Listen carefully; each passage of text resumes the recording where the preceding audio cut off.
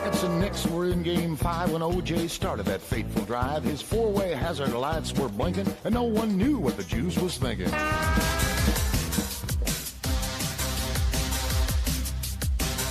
I've been to Reno, Chicago, Fargo, Minnesota, Buffalo, Toronto, Winslow, Sarasota, Wichita, Tulsa, Ottawa, Oklahoma, Tampa, Panama, Mattawa, La Paloma, Bangor, Baltimore, Salvador, Amarillo, Tocopilla, Barranquilla, and Padilla. I'm a killer. I've been everywhere, man. I've been everywhere, man. Cross the desert bare, man. I breathe the mountain air, man. I've traveled, I've had my share, man. I've been everywhere.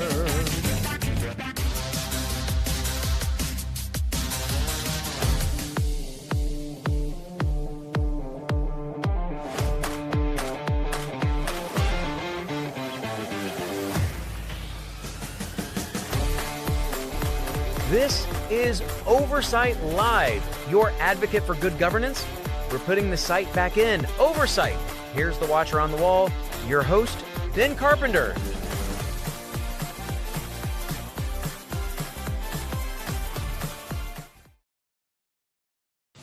Good evening, Alaskans. Welcome to Oversight Live. I am Ben Carpenter, your host tonight for your Road to Juneau, a digital one.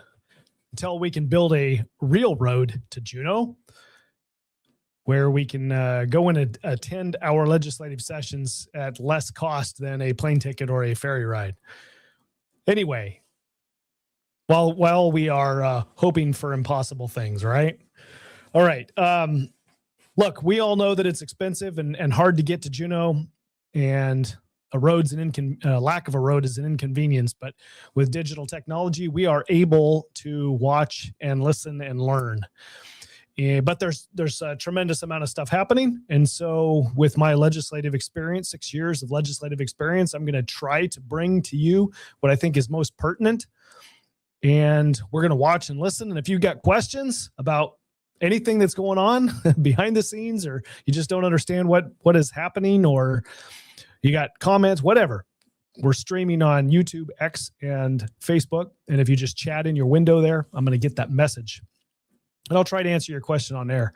If you're watching the recording and you've got a question or suggestion, you can email me at producer@oversightlive.com, producer@oversightlive.com. And that will give us, I'll respond and answer your questions if I can.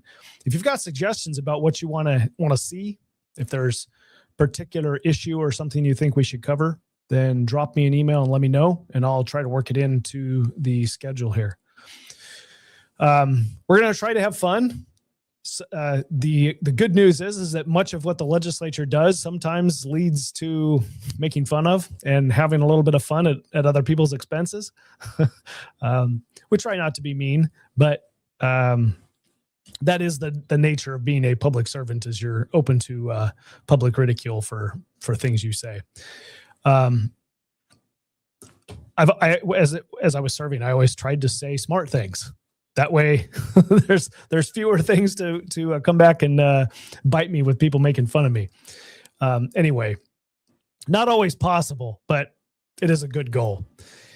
Let's see. So we're going to try to have fun. And that's, I guess, sometimes is easier said than done, but maybe it's just your perspective, right? Well, today we're gonna continue the conversation that we've been having, because it's pertinent, about the pipeline, the natural gas pipeline, and what the legislature's doing or not doing. In-house resources. They had the mayor of the Fairbanks North Star Borough and my own Kenai Peninsula Borough mayor on for testimony today, and these are the mayors that weren't present at the previous episode that we had that I brought this to you. And I think it's important for people that are in those areas to hear what their elected leaders are saying. Not only do we need to understand what's happening in the legislature, but those other people that are supposed to be working on our behalf, that are engaging with the legislature, we should be following up with what they're saying and what they're doing, right? That's what good oversight is. They are not in charge. the people are in charge, right? We elect them to represent us, and we hire them in some cases to do things for us, but ultimately the people are in charge, and we must exercise that discretion, which is ours and ours alone, to provide oversight. Okay, let's get going. Who we? Okay, Craig. Every time Ben Carpenter says fake Republicans, take a drink. All right. Well, I do not have a drink with me, and you can't out the game. The game is supposed to be secret. Okay. Funny, Craig. I don't think my comments, that's an exact quote. I think I said faux Republicans, like faux fur. Not Republicans who are foes, although sometimes that is the case, but no, faux. You got fake, right? I can understand why you at least you got the concept, all right? The exact quote was faux Republicans, and maybe I'll trademark that. It has a ring to it that Rhino doesn't. Like Rhino has been overplayed. People are like, oh, that's so 1990s. That's so Tea Party. It's lost its usefulness. Maybe we can start identifying those who are pretending to be Republicans as faux Republicans. I don't know. We'll see. Faux Republican. Thanks, Tawny. Okay. First up today is former state representative and now mayor, Grier Hopkins. He's the mayor of the Fairbanks North Star Borough, and he's going to share his thoughts on this pipeline project. And the chair represents that area, so you can imagine how particular provisions got put in a bill, because there's probably some communication that's going on behind the scenes back home that this is, the provisions in the House bill are specifically tied to a spur line to Fairbanks, right? So I don't think it's got a snowball's chance in hell of making it through the legislative process that way. It creates a whole lot of problems for the project and cost and risk and all that kind of thing. So it is not something that's going to stick with the being a final bill, but at least they can stand their ground and say they represented and they tried. That doesn't mean you don't get a spur line. It just means that it's not this way. This is not the way that it's going to happen. It is interesting, though. We talked about it last night. Potentially, the spur line could be tied to federal spending, federal monies, if it becomes a national security issue. If natural gas needs to be directed to the bases up there, then the spur line may get built by the federal government. Just a thought. All right, let's see what Grier Hopkins has to say. Thank you very much for having myself and Mayor Bachicki back in front of the committee. We really appreciate the time and breadth that the legislature on both bodies has given to the mayors representing of the local impacts in our local communities, and where a lot of the impacts, both positive and potentially negative or just different from this gas line, will be most profound. So I do just want to say once again, thank you for the opportunity to give input. Multiple times. These conversations, as we all know, started back in late January, early February, with the Alaska Gas Line Development Corporation and representatives from the governor's office. And so we have been involved since the beginning of this session, which of course leads for an incredibly expedited timeline.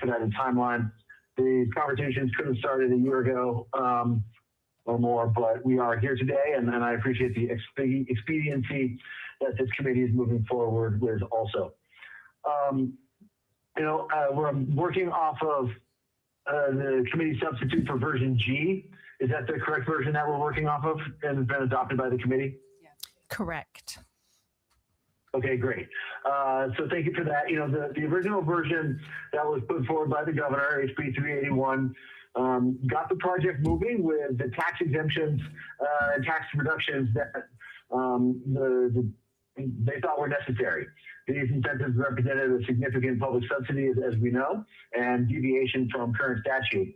But it got the project moving and gave us the financial structure that it needed. But for us at the local level, especially here in the interior, it did not get the businesses, homes, residents, and community here any access to affordable gas, or for that matter, any access to gas at all off of that line. This new committee substitute corrects that by conditioning those tax benefits on delivering real statewide value through getting Alaska gas to Alaskans at the Alaska price. You can see that, you know, right on page 1 in legislative finding number 1. The project maximizes the benefit to the state by ensuring direct, affordable access to natural gas for the residents of the state. I think that is an important line that highlights the need that this bill shows and follows through with for the residents of the Fairbanks North Star Borough. So the main crux of where we are looking at, and I'll be talking today, is mostly going to be on page 8 of the committee substitute under section dealing with eligibility. What this committee substitute does is ensures that in order to get the...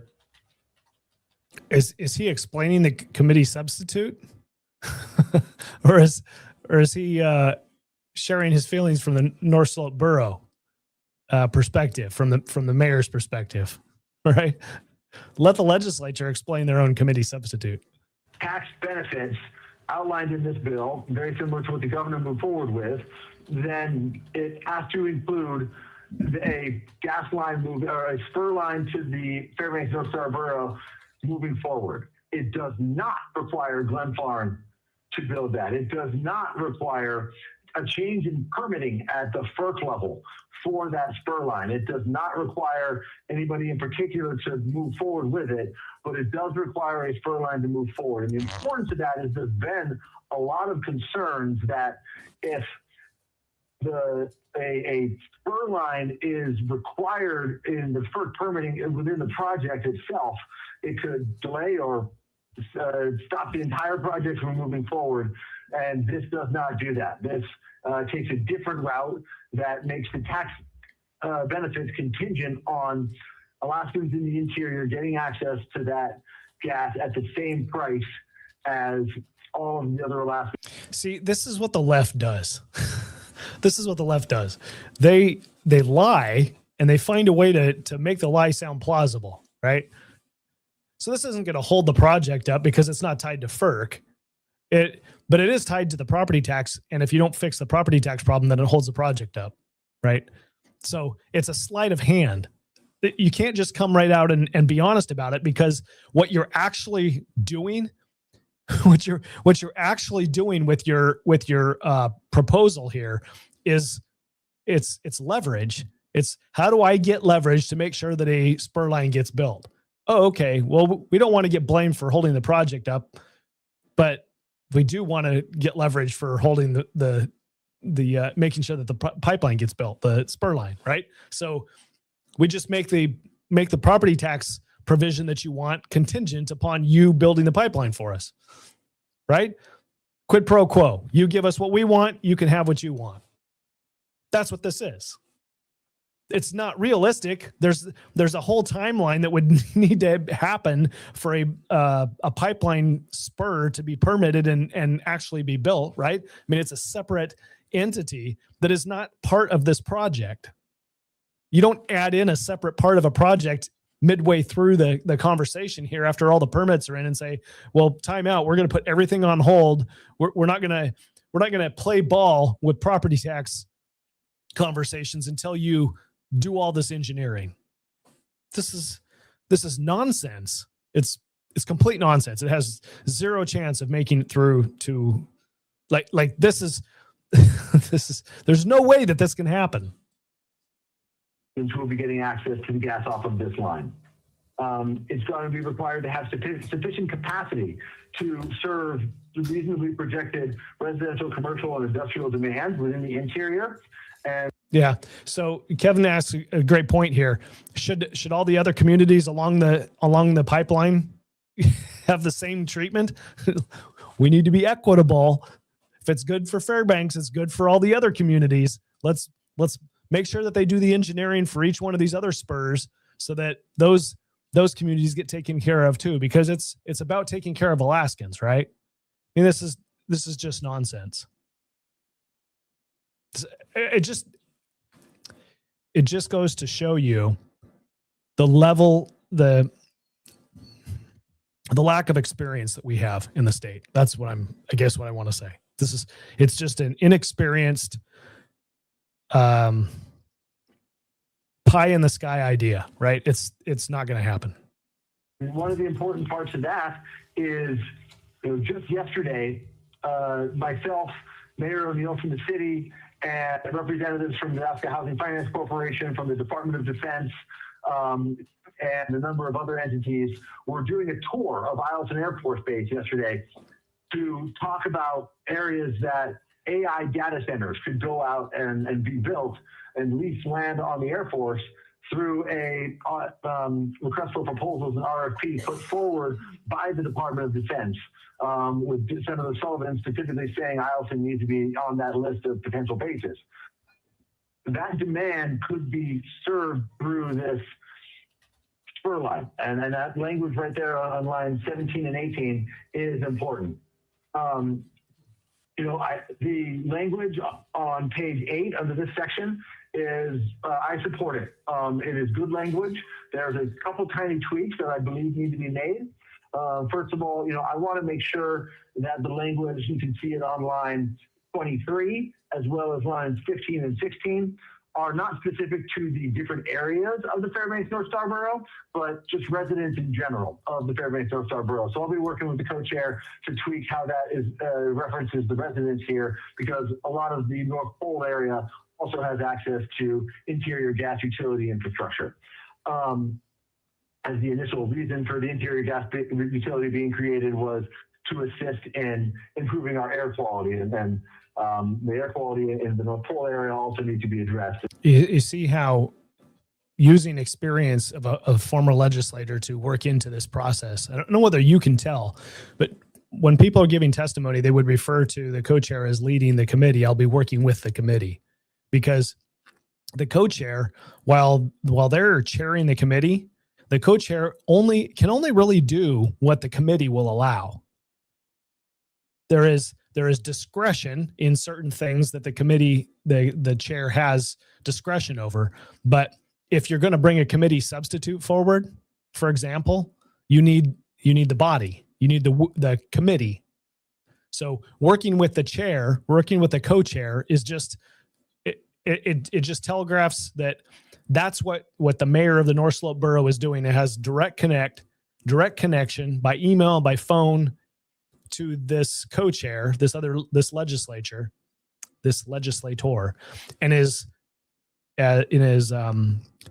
manipulating is not the word I want to use, but is modifying the language in the bill or proposing amendments that the chair then brings forward in a CS, right? So the only way the CS comes forward or amendments get adopted is with the will of the committee. So if you're speaking like you want things done and you're going to show respect to the members who you need help with, then you're speaking to the committee. You're not speaking to the chair. You're speaking to the committee. I will work with the committee. Not I will work with the chair and the committee will do our bidding, right? This should be, as former Representative Hopkins has been in that seat, in that chair seat, he knows better. And could certainly be helped through affordable gas being delivered to a spur line to the infrastructure that is already out there and potentially expanded. The other language that we're looking to be tweaked is on lines 19, 20, and 21. dealing with a hard timeline for when the spur line would need to be built. And that change is already being worked on. I had a meeting yesterday with representatives from Glenfarne as well as Co-Chair Dybert's office to ensure that a spur line development does not hit unforeseeable and uncontrollable obstacles, maybe in the permitting process, for example, that, you know, somewhere along the line outside of the control of Glenfarne or anybody who's looking to build the spur line might not be able to control different timelines or impacts from permitting.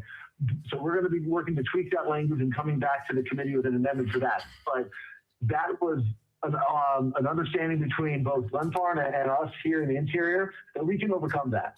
That we can find language that works together for us, because I can understand where Glenfarne is coming from, that they say to me in that meeting and then outside of that and in our Tiger Team meeting today, that they're supportive of finding a way to ensure that a spur line gets built.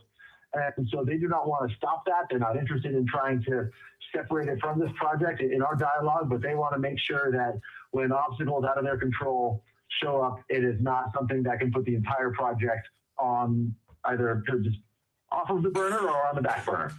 So we're going to be working with language, and I strongly believe that we can come forward, find that agreement within the next few days, and appreciate Glenfarne's work on that being their main concern. Additionally, you know, lines 29 through 31 at the bottom of page 8 is important in that we here locally pay for the same access to gas that the rest of Alaskans on this infrastructure will be getting. You know, the Fairbanks North Star Borough is not looking to get rich off of this gas line. We only have 2 miles of the line, and I'm not looking to reroute the major line or anything like that to get myself and our community more revenue. We want to make sure that the gas that's delivered is affordable in the same way that's affordable to all of the Alaskans. And this rolls the tariff, the cost for building and operating and maintaining the spur line into the full system. Meaning, you know, we're going to be paying the same tariff as Anchorage, and Anchorage is going to be paying the same tariff as us. When we have to, once we get the gas into our interior gas utility infrastructure that delivers it from the city gate to the homes and businesses and institutions here, we'll be paying, as Fairbanksers only, that tariff for our infrastructure. Same as, you know, communities south of us paying for the NSTAR tariff. That is on them, not on us. Same as we'll be paying the interior gas utility tariff, and Anchorage and Matsu and Kenai won't be paying for the IGU tariff. We will all be paying to get access into that distribution infrastructure together as Alaskans. And that's what's really important in this bill here. So I really want to thank both co-chairs for working hard to ensure that what the interior has been asking for over a decade since this route was set up and permitted is coming to fruition today. It's been a big concern that if we don't have an opportunity to get language like this in, then Alaskan gas will not be sent to all Alaskans along this route at an affordable way. Additionally, if you know that language on lines 29 through 31 are not there, then we're not going to be looking at affordable gas here in the interior. That would be borne on the back. That means the cost of constructing the spur line to just get gas to our infrastructure, distribution infrastructure here locally, would be borne on some 3,500 meters. And that would make it unaffordable at the local level for the spur line to ever happen, or for a single person here to want to convert to natural gas, whether it's Golden Valley Electric Association wanting to deconstrain our generation capacity, or an AI data center, or somebody on Eielson Air Force Base ever wanting to get access to this gas. And so the affordability of it is as essential as access to it. And this language does that, and I think that's very important, and I say thank you for that. You know, this bill also, this language in this committee substitute puts the oversight of the requirements for the spur line under the Regulatory Commission of Alaska. That's going to ensure fair and non-discriminatory rates, and is a generally used structure for infrastructure just like this. and is a good route to make sure that there's a place for the disputes and a place for regulation to make sure that the profit needs and the costs of this infrastructure are adequately borne within that tariff. But once I was looking at what might that tariff cost, earlier this week there was presentations from consultants to the House Resources Committee that said, once phase 2 of this is built, that tariff would be a total of 2 cents on top of whatever else it's going to be for delivery to the liquefied natural gas customers across the Pacific and across the world. So it would be a very small rate, and keep that. And it's not going to be increasing the cost. Okay, in my opinion, the worst thing that we could do is put the RCA in charge of determining what the price of gas ought to be in the state of Alaska. Like the one of the reasons, maybe even the largest reason for why we don't have producers producing in the Cook Inlet in South Central Alaska is because they've never been allowed to sell gas at a market rate. You and I have all looked at the government and said, hey, keep the pressure down. We want low cost gas. And now we've got 1-2 producers producing gas. The reality is that the market did not sustain the producers at the rate at which government, RCA, said you can recoup your costs through the cost of the sale of your product.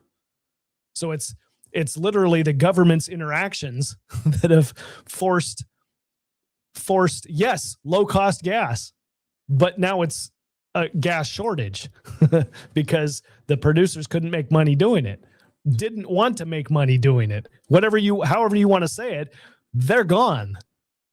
Had they been able to sell the gas at the price that the market would pay, they might still be here, and we might not have this conversation about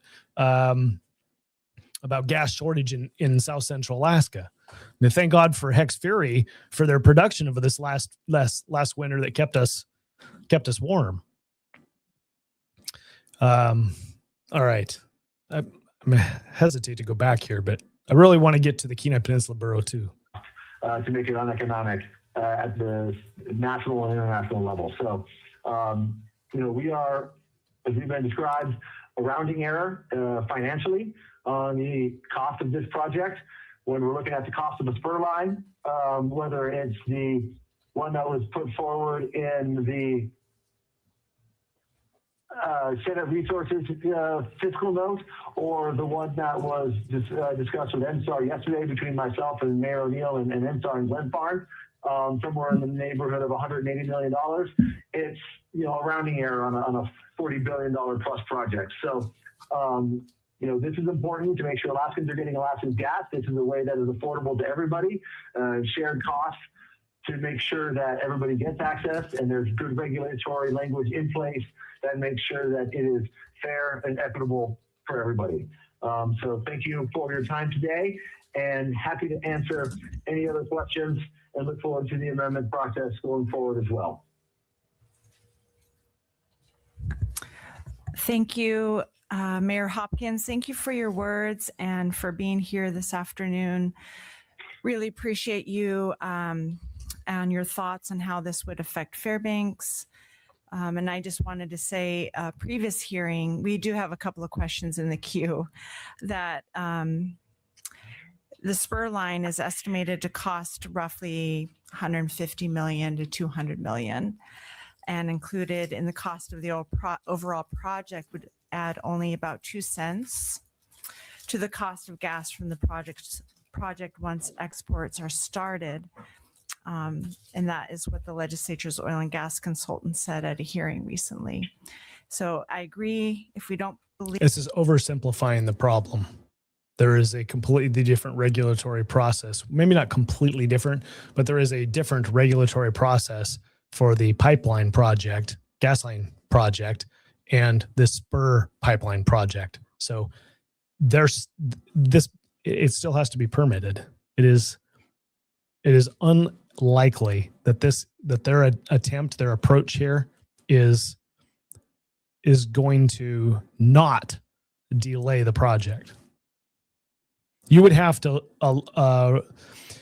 put in some sort of a statement that says the project is going to pay for the pipeline whenever it gets permitted and done, and the taxes go into effect immediately, right? That's what you would have to do. But holding the tax hostage until there's pipeline,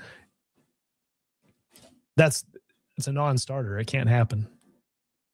It won't happen. It won't be in the bill. Dean asked the question whether HB 280, which I think you meant Senate Bill 280, passed out of committee. It is still in Senate Resources. They took some public testimony today, and they'll be taking up amendments on Monday.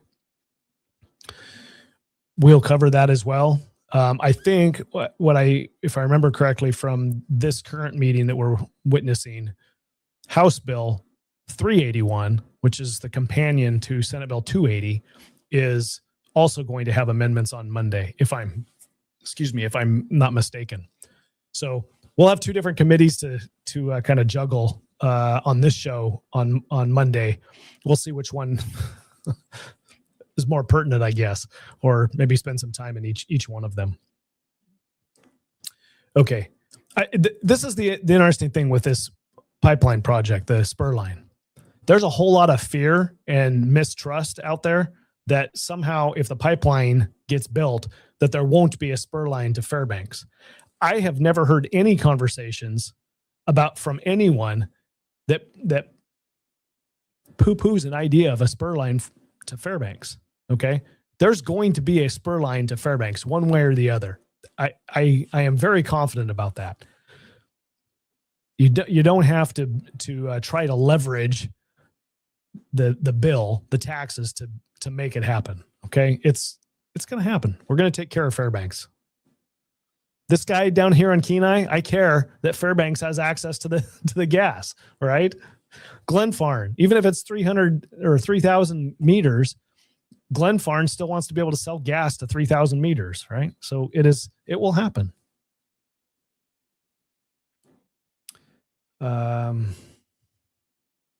No, Craig, you're incorrect. Representative Elam is sitting on the House Resources Committee. Okay. I think we're going to have some questions here, but I know that the Kenai Peninsula mayor is jumping on here in a minute too. A spur line would pencil out if it's not included in the overall project, i.e. if Fairbanks folks have to pay the full tariff, it will make gas so expensive that industrial and military sources probably won't utilize gas and the residential base won't expand. But if it is delivered for essentially the same price as South Central, then it will be much. No, I think you're missing a perfect opportunity. I think there's Department of Defense money to help you build the spur. There may be even Trump money through his Department of Energy effort to build this spur. I think you're 100% off and wrong on this. I would be going after the feds to leverage them, leverage that military base and have the federal government help you get the spur so that the base can get gas. That's the direction I would go. Easier to expand the volume of gas utilized, and it'll make the gas cheaper for everyone. So a little pain early on, but benefit down the line. No pun intended. So with that, Mayor Hopkins, I do have Representative Fields, Elam, and then Mears. Thank you through the chair. So Glenfarne has been meeting with legislators and having small group meetings as well as individual meetings. And one of the issues they mentioned at a meeting yesterday is concern, which Mayor Hopkins referenced, around the conditional effect language about begin construction on a spur line. And Mayor Hopkins, I was curious about sort of alternate language that nonetheless guarantees a spur line would be built, and wonder if a less risky conditional effect might be signing a notice to proceed versus beginning construction. We want to have a requirement. We want to minimize risk from exogenous factors such as permitting, lawsuits, etc. And I wonder if an NTP might be a less risky but still guaranteed way of achieving that conditional effect.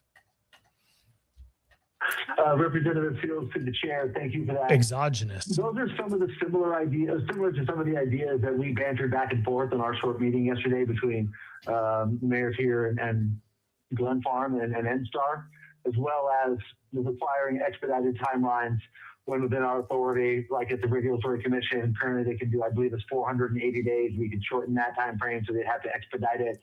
Making sure the permitting is moving forward was another stage or another way that we looked at making sure things are moving, but not putting in a hard deadline for that. I would ask that the members of the committee allow myself and Co-Chair Diver to work with Glen Farm on language that works for both sides, and not try to introduce an amendment on your own without being part of those discussions. So that is something that was discussed. So please keep your powder dry and allow us to have.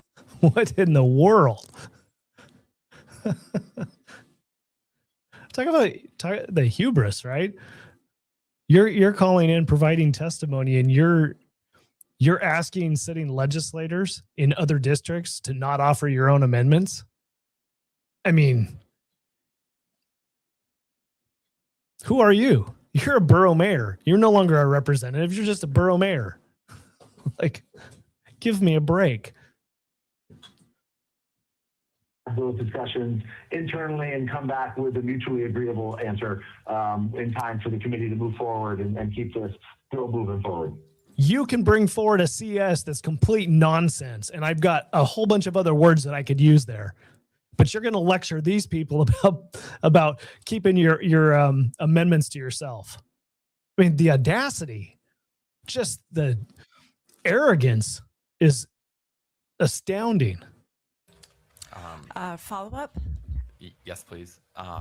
Yeah, I'm not going to draft the amendment separate from you all. I assume you all are doing that. I just want to explore the concept. I did want to note, if we distribute the cost of the spur line across existing customers, it actually is pretty expensive. It's about almost $500 per household. So one thing that I'm curious about is I think we need to explore a little refinement to the language, spreading that cost across the system to ensure it is spread to all customers, including export and military, because if you just apply it to residential and local business customers, it actually is pretty expensive. So I wanted to flag that as an issue where, in my opinion, we need a little more refinement for the bill. And I wanted to ask Mayor Hopkins to think about how to structure it. We would not want a scenario where, say, RCA approves a rate case where, oh, great, 300,000 South Central customers get to pay for a Fairbanks spur line, and then there's an export agreement and no one in Korea pays anything for it. That would not be very fair for South Central. And I just flag it as an area and for it's fair for the Koreans, right? Refinement of the language. And I don't know if Mayor Hopkins has any thoughts on that. Yeah, we don't care about the Koreans. Quite significant for existing customers if we don't get We're export doing them a customers. favor, allowing them to buy our gas. Representative Fields, to the chair, the more hands on deck to support tariffs, the lighter the load for all. So if we can get international companies to help support that as well as part of the project, and ensuring that they get, what's going to be a very steady supply of very good quality gas here from Alaska, which is a benefit to them, making sure that they're not going to be subject to the Strait of Hormuz in the future, or hopefully no international wars that impact our borders and our shores. That's something that I think we can certainly work on language for. Thank you, Mayor Hopkins. And before I go to the next question, I just wanted for the record to welcome Senator Kawasaki to the House Resources Committee this afternoon. Mayor Hopkins, I have Representative Elam. Thank you. I appreciate the advocacy for your community, and I support getting inexpensive energy and natural gas to Fairbanks. But I do feel the need to maybe push back just a little bit. Getting a FERC permit is not for the faint of heart, and so to put contingency language saying that we won't start shoveling on this project on a FERC license or FERC permit is pretty tough to say that that's what we're going to do. you know, and I don't know, there's no other spur lines along the north-south loop here. And, you know, again, I support Fairbanks getting inexpensive energy, natural gas, a pipeline. I want to see this whole thing, but you know, I'm on the Kenai Peninsula. I represent the district of Nikiski, and so we're not getting a spur line to Seward or to Homer. We're not, you know, nobody. We've spent the last 50 years working on infrastructure throughout this whole area, so I want to support getting this put in. But, you know, the real purpose of this project is economic development across all of the state of Alaska and energy, cost-effective energy for all of us. And so where are you at on getting your FERC license or FERC permits now? Thank you, Representative Elam, through the chair. The language that we were working with and discussed with Glenn Farn yesterday would that removes the 2-year hard start for the spur line, would allow for the permitting to be going in place for the spur line while the taps have already been turned on and are operating for the major line. It would divest the construction of, it will, when the amendment comes forward, divest spur line timeline from the major line, but ensuring that, you know, the permitting process is moving forward would be important. And as you well know, there are no specific projects moving forward at this time because nobody knows if this line is going to happen, if this legislation passes or not, before they're able to get the idea and the planning for a spur line moving forward. Whether it's going to be a joint venture that has been mentioned in this committee in the past, that they can start that conversation the day after the legislative session when this passes, and can start that. And even with this language in the bill currently, it would allow them 6 years from now to be able to make sure that for permit for a 30-mile line is in place, or with the amendment that we're working on, could be longer than 6 years. So, and would not impact the start of the major line. And you're absolutely right, Representative. The access to the gas is also there in this legislation, as well as economic development. And you don't see economic development in the second largest city in the state without affordable access to this gas. And here in Fairbanks, no one is going to convert to gas if it's more than what we're looking at now at the $24 to $25 per MCF that we're paying now. And that same consultant that said it was going to be 2 cents, I believe also said it was going to be $18 for the price of gas. So you tag on a full price of a spur line among 3,500 residents here in Fairbanks, plus our local infrastructure, and you're looking at over $30 per MCF here. So economic development is essential, as well as access to the gas. And this spur line language that we're talking about allows that to happen without impacting and without threatening the major line. Follow up. I agree, and I appreciate that. I just want to make sure, you know, that we're not losing traction on the project, and you know, we've only got a couple of weeks of session left, and so it's a priority to get, you know, all of this stuff working together. And so I want to work with our friends up here in Fairbanks and across the state, but you know, I also want to make sure that we have contingency language in here that allows us to be able to capitalize on these opportunities, you know, right away. Thank you. Thank you, Representative. Goes to the chair, and then I share that goal, and I'm looking forward to the conversations with Glenn Farn, because I believe we can find that that language before that does not put the project at risk, and moves access to Alaska gas for Alaskans at an Alaskan price in time to. In the interest of time here, we've heard from the borough mayor and excuse me, I'm sorry. We've heard from the borough mayor in Fairbanks. We're going to jump forward to the Kenai Peninsula borough mayor here. As soon as I can find it, give me just a second here.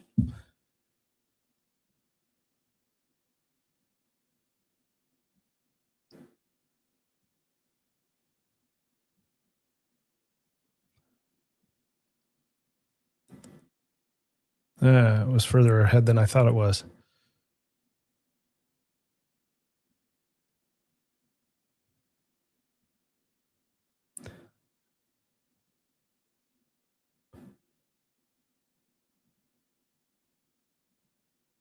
All right. And I'll be available for questions. I have to say, I really appreciate your efforts to cover the interests of the most affected communities. I represent the Kenai Peninsula Borough. It's the size of West Virginia, but the area that provides all of the gas in South Central Alaska is fairly condensed, if you will. Cook Inlet, the west side. It began in 57 with Swanson River. Proud to have that roll through all these years. Obviously, we're getting to the point where we're going to need some other gas to enter the market for the long-term stability of natural gas, not only here, but hopefully throughout this point of Alaska. Very important to us. I appreciate that you're focused on affected communities, construction costs, and community impacts. 43% of the value of this project will be in the Kenai Peninsula Borough. We will live with it for 2 generations. We want to remind folks we currently have the authority to negotiate a deal right now under Title 29. We have with many other facilities through the years. Haven't heard any complaints on our ability to understand their challenges. I suggested the volumetric tax. My background in the industry, it's a way to share in when there is not a lot of value moving through a line or a project, and then benefit more significantly when it is. It also allows us to ensure that facilities remain in place when they're not operating. So I'll just give you 2 examples. We've been kind to the old Kenai LNG facility and that I managed for years, the Agrium facility. That leaves the holding cost low so that hopefully they'll be there for other uses in the future. I hear talks about Kenai LNG possibly becoming an import terminal. We know if there are large volumes of natural gas, there's a high likelihood that the Nutrien now facility next door may come online to produce ammonia, which is a feedstock for hydrogen production around the world. We'd like to see those facilities come back online. We support an economically feasible project. Kenai Peninsula Borough is very supportive. We understand the risk to commerce if we don't have a long-term affordable source. And what we're dealing with here is that tension or balance between covering costs to communities and not increasing the price to where we're no longer competitive. This is a challenging project. So I had a meeting today with Glenn Farn and AGDC. In fact, I spent the morning at the project site with the former Minister for Foreign Affairs of Japan, Kamikawa Yoko. It was a delightful visit. We went to the site. It was raining sideways, and I kept explaining to her, this is summertime, enjoy it. This is what it's like here. But we've been very invested with investors and developers to promote this project. So let's get to the tough part. I don't think it's tough. We are in negotiations with Glenn Farn. We had a very serious discussion today. Any rumors of any of these communities being greedy or having their hand out was eliminated by a bill that reduced the taxable value by 90%. Why are property taxes there? They are there to cover the costs of local communities and hopefully develop or deliver some peripheral benefits to those communities as well. Comparing who's impacted the most, we're having to realign our highway. We will be living with thousands of workers for 4 years. We will live with that facility in perpetuity. Comparing that to a pipeline corridor where a pipeline is then buried 36 inches and will have minimal impacts other than construction. Kind of a night and day thing, and you seem to recognize that, and we appreciate it. We're not. So the difference between two Republicans, you've got a former state senator and now borough mayor, and you've got a sitting state senator in Senator Giesel in her committee in Senate Resources, and 100% the goal of that committee and her efforts thus far have been to maximize the amount of revenue to the state of Alaska, right? This Republican, this former senator and current mayor, identified that your property tax, the state property tax, the local property tax, is to cover the expenses of the project to the local residents, and then maybe some peripheral benefit, but not a let's maximize how much we can get from it, right? So I don't know where he was coming up with the greedy comments. I know that I have been very vocal both on the radio and on this show about certain individuals demonstrating what can only be described as greed. And I don't know whether that's a conversation that's happening elsewhere or not. My intuition and my feelings have always been that the local municipalities are not the ones that are being greedy here, although they could be. It is the state legislature and certain legislators, Republicans and Democrats, who are being greedy. That's what my comments were. So to clear the air, if what I have said has been taken out of context for anybody in the Kenai Peninsula Borough or the Fairbanks Borough or whatever, I'm not looking at the locals and saying you're the ones that are greedy. We could have that, but just covering your costs. And you heard the borough mayor, he's not looking to make a whole bunch of money off of this either. He wants to see gas to his people. I'm talking about the Fairbanks Borough. So anyway, the greed that is in this equation is coming 100% from the legislature. That is, well, from Senate Resources. Let's just be very clear and blunt. The center of greed is Senate Resources right now. They're the ones that are greedy.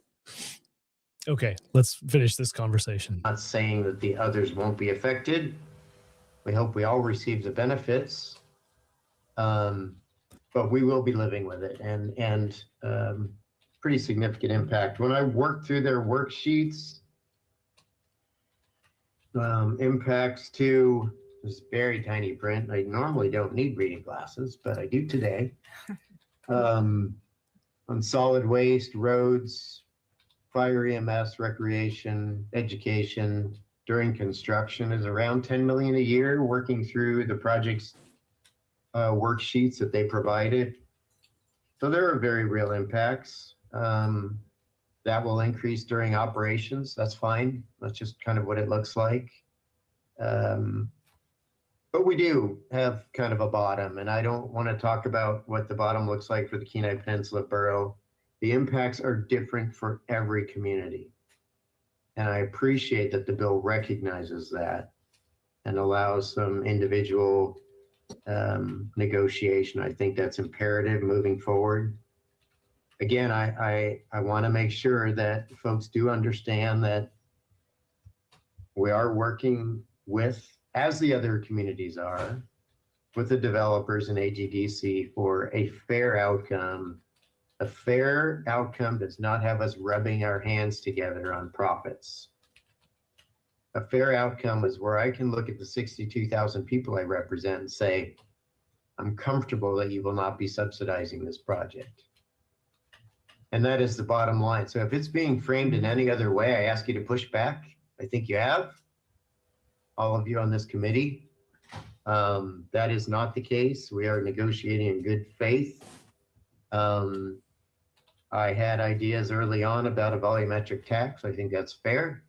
I don't believe in just taxing something because it's standing. I believe that a tax should be a sliding scale related to production and impact, if you will. I had other ideas about construction impacts being based on actual costs. We don't care to make money on construction impacts. We want to be able to face the people we represent. So when I was down there with all of you, I put my hand on a Bible for serving the people of the state. Here, I put my hand on a Bible for the 62,000 people that call the Kenai Peninsula Borough home. And I have to look them in the eye and tell them that we're covered. That, again, I've used this term, little old ladies in the Kiskeel, Alaska will not be subsidizing a global project, and there will be benefits on affordable gas.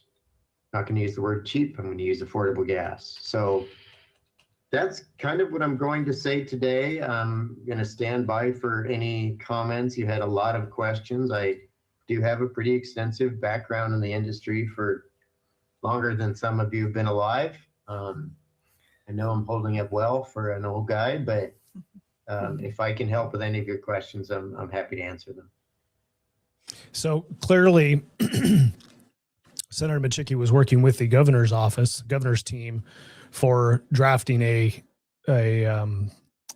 governor's bill, Senate Bill 280 and House Bill 381, that entered in the volumetric tax. I think not everything in the governor's bill, Senator Machicki, or now Mayor Machicki, former Senator Machicki's, was in favor of, right? Because I know that he's expressed frustrations to me about losing the ability to negotiate with that bill, right? So the bill basically takes the local municipalities, takes them out, and says you don't have an ability to tax or add cost to this project. And so I know that he wasn't in favor of that. But you can see that there's influence happening in multiple different directions here. You've got the Fairbanks borough with the current House chair basically giving her the language to put in the bill. Machicki has done a similar thing with the governor's team, and that's how that bill got drafted.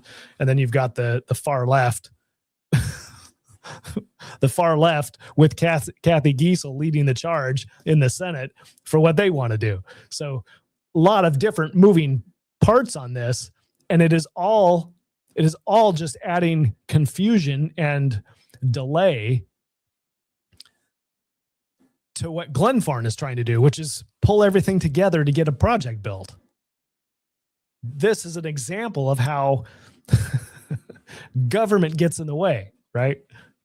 It's a private enterprise. It's a private company trying to build the pipeline, and that private enterprise has to get through the legislature. This legislature is not friendly to the project. It is a hurdle to overcome, not a partner to help things happen. It's amazing. Let's see what kind of questions he's got, and then there's something I want to show you. Thank you, Mayor Machicki, for your words and for being here this afternoon. Are there questions from the committee? I see Representative Prox and then Representative Klum. Thank you. Through the chair, good to hear from you now, Mayor Machicki. I'd like to discuss a little bit between the cost. Well, let me preface. During construction, all of the impacts of construction are in addition to what it's already costing you to run the borough or the city. True? That is a fact, yes. Okay. And then once it's built, the project itself doesn't necessarily create impacts. It's the people that move in, go to work there, live there, build a house. It's the people that move in that make the impact to the local municipalities, in my way of thinking about it. And we have sort of the same problem in Fairbanks North Starborough. So I can't agree with that. And I know it's Prox.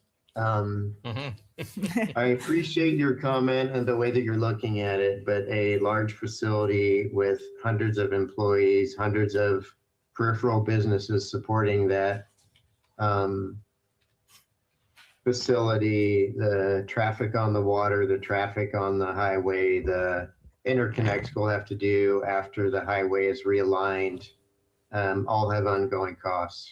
Road maintenance, solid waste, they have ongoing costs. If we add a significant amount of students to our school district and the funding formula remains the way it is, it'll be a substantial impact. It does not evaporate for any of our facilities. It continues in perpetuity as long as they exist. We have requirements. They will have requirements for their emergency response plans. We're an intimate part of that. We train, we support great partnerships, but there are ongoing costs as long as the facility operates. And actually, there are typically ongoing costs after the facility ceases to operate. I was just having a similar conversation here earlier this evening. You have to have a significant amount of trust to go down this path with Mayor Machicki or any other mayor or any other representative, any other government official or private official, right? You have to have trust that what he's saying is true. Okay? That's the only thing we have to go on. This is why I have been arguing, I've been putting forward that what would be better than just relying upon trust, and that's not something that you're going to be able to see over this committee meeting or this show, right? But what is necessary is for that piece of paper to have a list of things, list of expectations as best as you can and see them now. I mean, if you can come up with a statement here that, oh no, there's going to be costs. Okay, well then you can put something down on paper. Because now, as soon as you put it down on paper, now there's truth.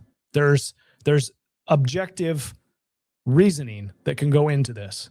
And as soon as you put something down on paper and we identify everybody transparently, both the legislature, Glenn Farn, the borough entity, right? Everybody looks at it and says, oh, wait a second, but the project doesn't have to foot the cost of this because there's already a tax being applied to this. So if you've got more people coming in and they're buying homes, then they're paying property tax, for example, or they've got a sales tax in the borough. So if they're buying things here, then they're paying an additional sales tax. So your revenue is coming up. So again, how do you explain how those legitimate things that you're speaking of right now in general terms? Let's get specific. Okay. Put them down on paper and put a dollar figure to them that you think this is, and where there's no funding for it. Now you can have a legitimate conversation with Glenn Farn. You can have a legitimate conversation with the state, both executive and legislature, on what is fair and reasonable, right? That's what we say that we want to be, is fair and reasonable. Well, you can't just trust, because it doesn't work. This isn't a trusting environment. Let's just put it that way. Okay. So as soon as this is why I'm going to argue that as soon as you start putting things down, it helps flush out those things that are not covered and that the project should cover. It'll also flush out the things that you thought you were justifying in your mind, but nah, you know what? Now that I look at it, there's actually costs. There's actually taxes being collected here, and the cost for that increase in burden is going to be met in a current structure. Okay, so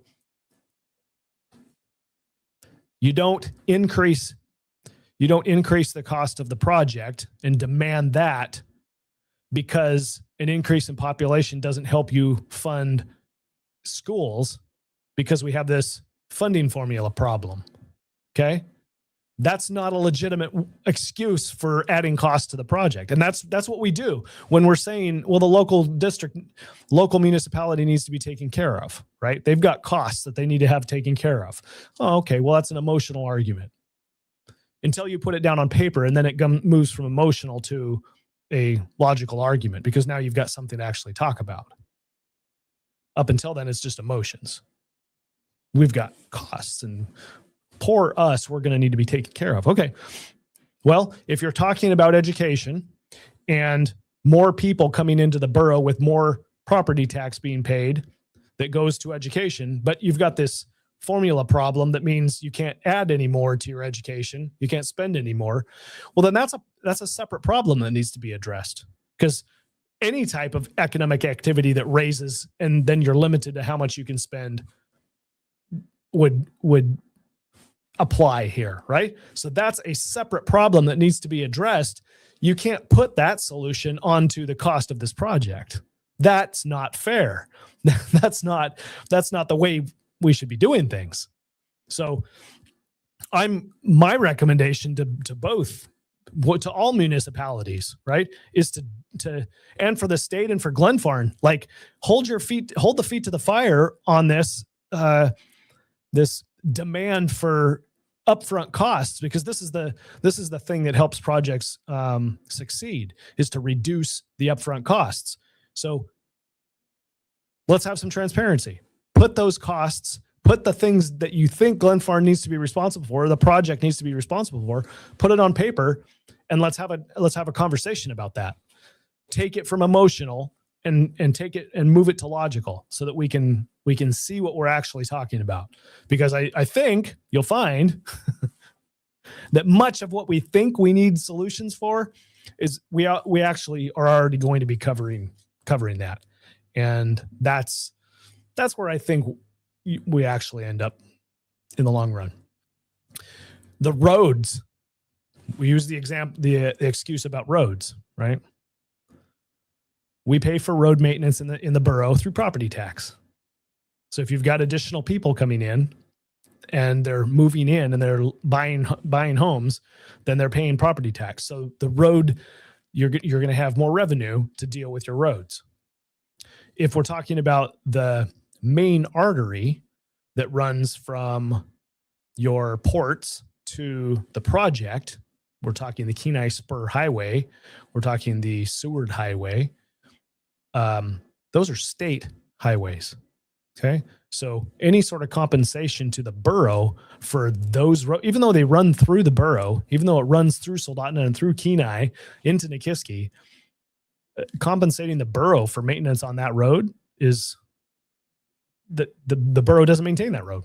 The state does. State and federal dollars do, right? So the borough is not responsible for collecting more money from the project at the local level for the road maintenance on that road. What roads are we talking about that need to be maintained?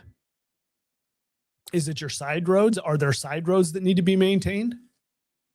I can think of the reroute that's going to happen around the project that's going to upend all of our lives in Nikiski. And there's some side roads that are going to be adjusted. Is that something the project already has to cover that cost of that road reroute. So I don't know why that would be in addition to the taxation or an additional cost, upfront cost for the project, right? So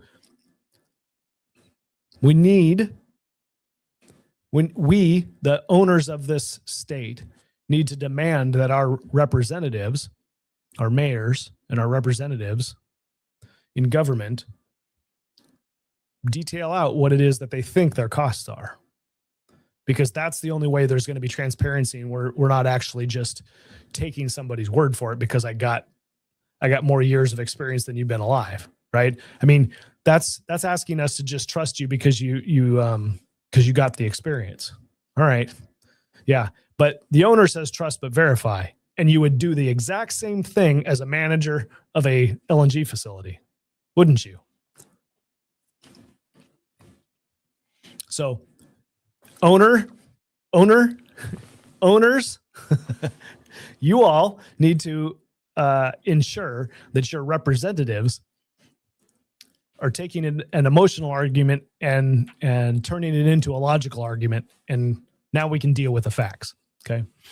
Otherwise, if you don't do that, do you know what happens? You pay more.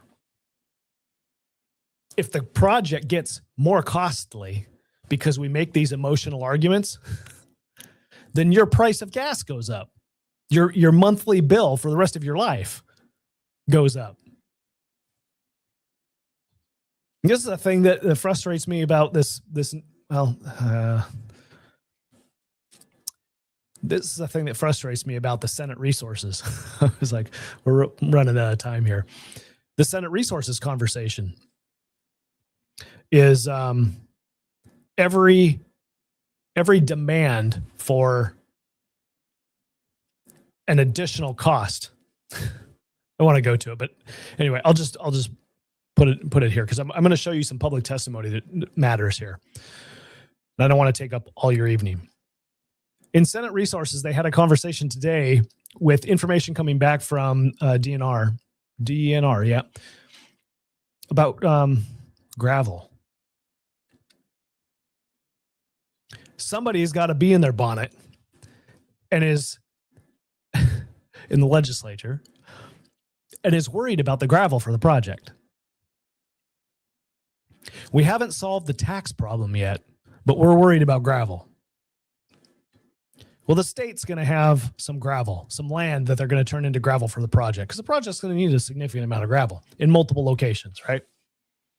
So DNR's asked, what's the cost of the gravel going to be for the state? And the answer comes back, well, it's going to be $0 because it's from state land to a state project, a state corporation, like a public corporation. Oh my gosh, we can't have $0. We can't. Glenfarne's got to pay for that. Why is the state not making money on its own gravel? And you might be sitting there like, yeah, that's right. It's our gravel. If it's state land, it's public land, why isn't the project paying for it? Doggone it. Okay, well, what does it mean when the project now has to pay for gravel? And granted, if the project was going to go forward and there isn't state land, then it's going to be private land and they're going to have to buy the gravel for the project, right? So what does it mean when you have that cost? It means that cost gets passed on in the price of the product at the end. So the conversation that the legislature is having is saying, well, we've got all this gravel, we need to have revenue for it. Okay, that's fine. If that's the way you want to think about it, then realize that the additional cost that goes into this, the project has to pay for it, and they got to buy the land, buy the gravel from the state. It means that you and I pay more for gas. Okay? We could pay less for gas if the state government, we just say, hey, look, we've got gravel over here. We don't need you to pay for more gravel and charges for gravel. We've got gravel. Let's just use our state's gravel and help reduce the cost of the project. That way our gas is less. But you've got greedy people in the Senate resources that are saying, no, the state, we got to get money for that. Again, because their frame of reference is the maximum benefit of this project is in our coffers. It's what our government. It's like you've got elected entrepreneurs. They're like, we got to grow our business. We got to grow our state business. We got to charge you money. That gravel has value and we got to charge you money. They're not even thinking about the impact that it has on the customer. And I don't give a damn whether it's only 2 cents more on my bill. It's the principle of the matter. I don't even know what the cost would be for the amount of gravel. I don't know. I don't care. It's the principle of the matter.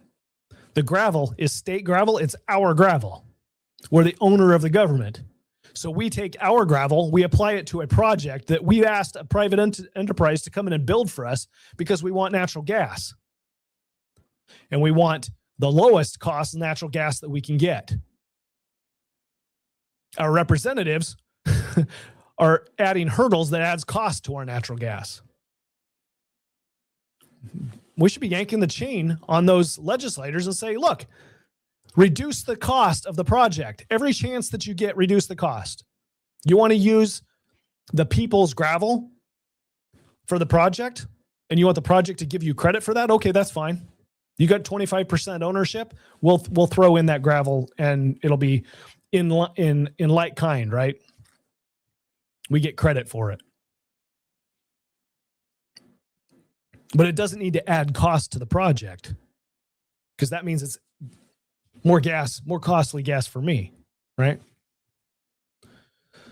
Okay. I want to share something with you. In Senate Resources, they had public testimony, and there is some public testimony, written public testimony, that I want to show to you. So I got to share my screen again here.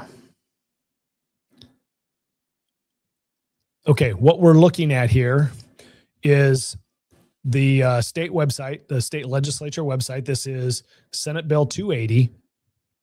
You come over here to the Documents tab, and I know you can't see that. Let me blow it up. How's that? Big enough? All right.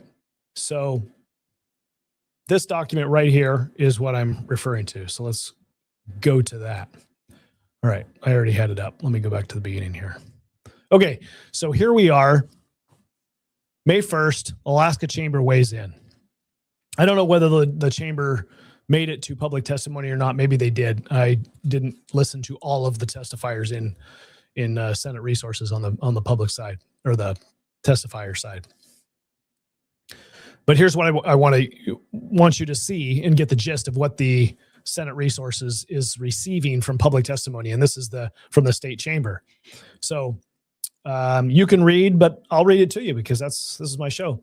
Alaska Chamber, the chamber, writes in opposition to committee substitute for Senate Bill 280. Okay, and then they got the official title here.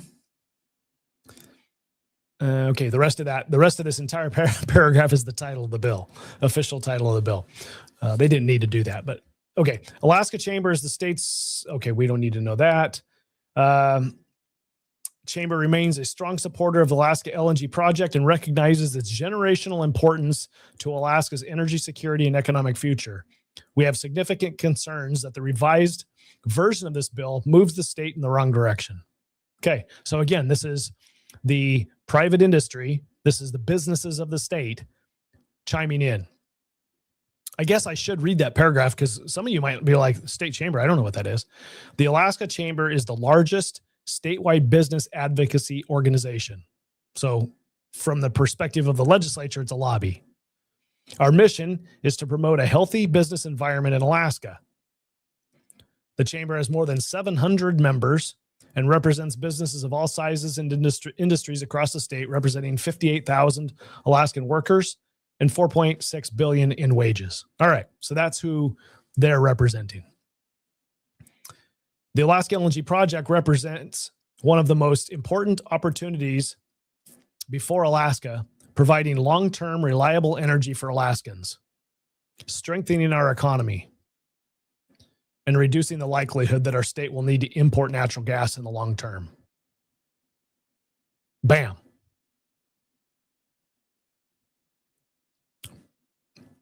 State revenue, not an issue. The chamber strongly supports efforts to advance this project. However, the revised Senate Bill 280 introduced substantial new costs, taxes, and regulatory requirements that risk undermining its viability. The addition of an $800 million upfront impact fee and significantly increased ongoing taxes dramatically changed the economic framework of this project. Remember what an $800 million economic impact fee is, right? This is the emotional argument that says there's going to be impacts to the local communities. There's going to be impacts. What are those impacts? I don't know. They're going to be impacts. Roads and schools and things. So we got to have an impact fee. 21 and 11 votes, bam, $800 million impact fee tacked onto the project right up front. You want to build it? You got to give us $800 million. Do we have $800 million of impacts? Like, is that something that gets brought forward in the legislation, like the discussion in the committee?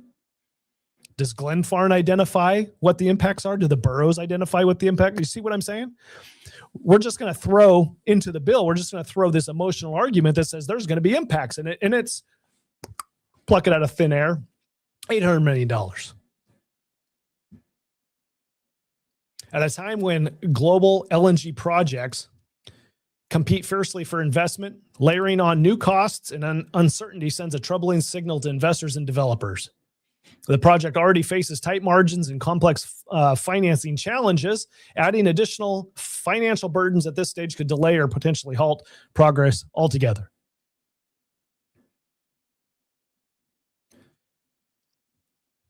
If that's your goal, then boy, you've got the perfect bill, right?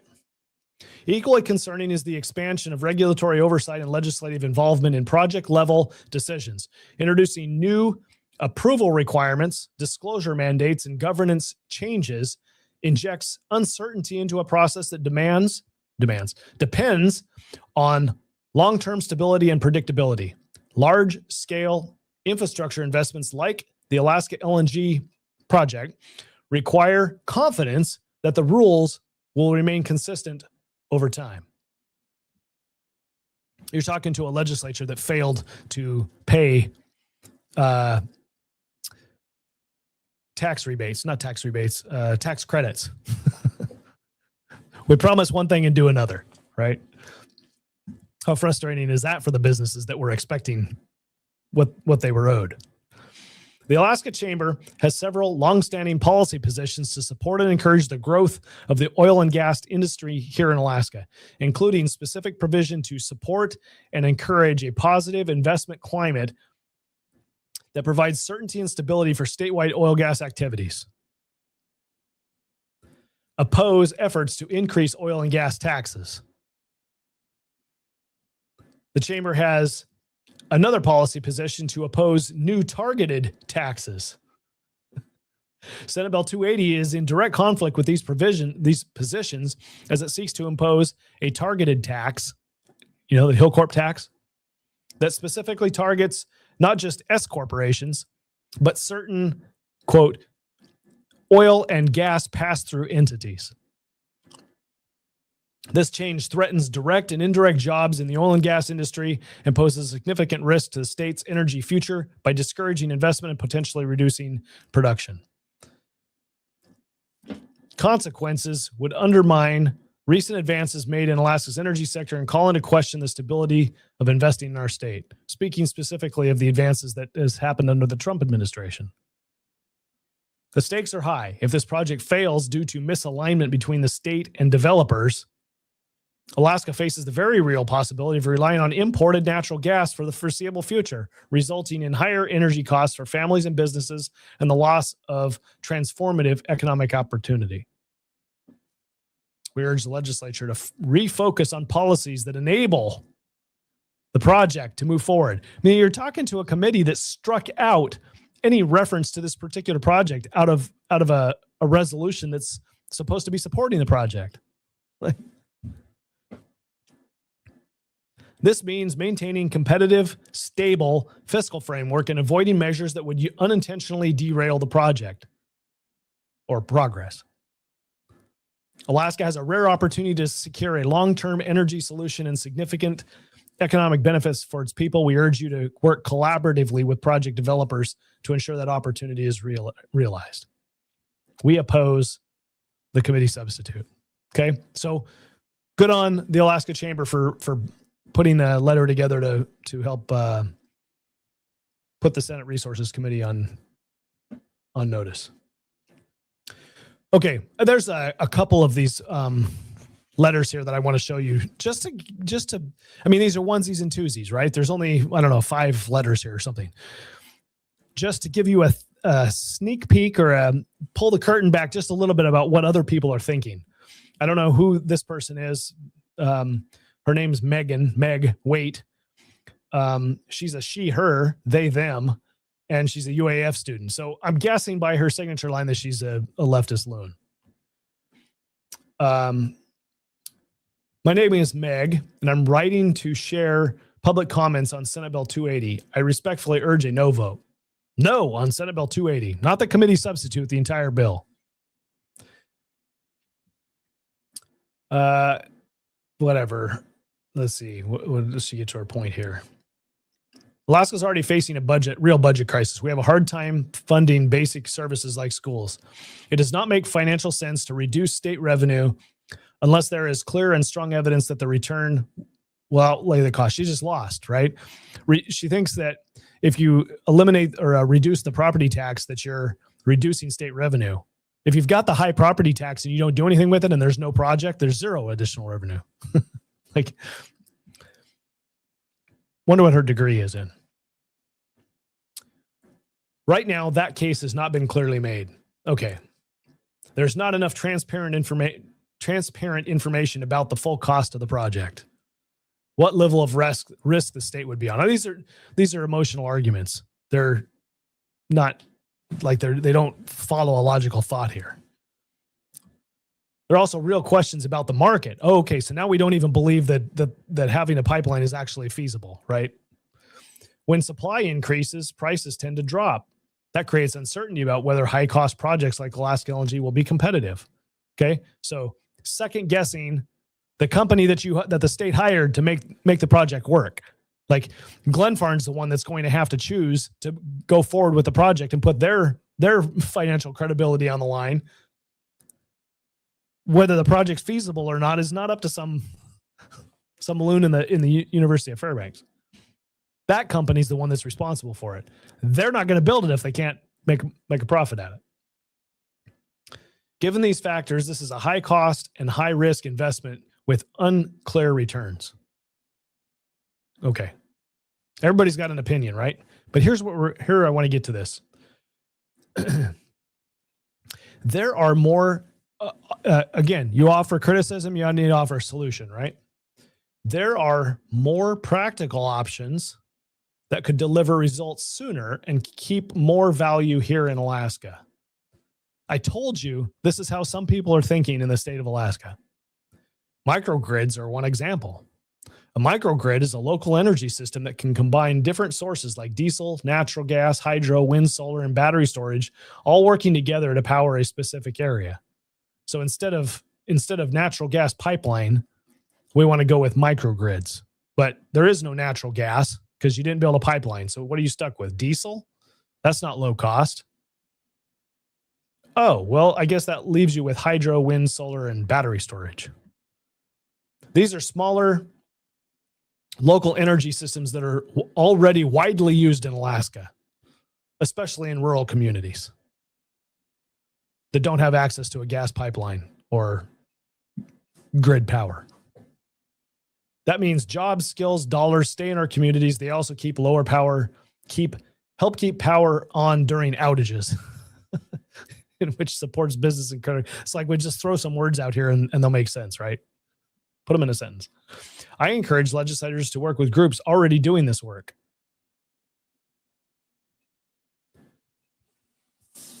This is not an anomaly. This is not an anomaly. This is what your leftist legislators are thinking about in the legislature, is they would rather the conversation be going towards, what did she call it? Microgrid local energy system. We want to use hydro, wind, solar, and battery storage. You can really cut out everything except wind, solar, and battery storage. That's really what they want. Why? Why? Because that's where the federal dollars have been tied to. That's how you get your money. Because that's where the project money was coming from. You don't build hydro and natural gas and diesel because the federal government wasn't giving subsidies out for that stuff.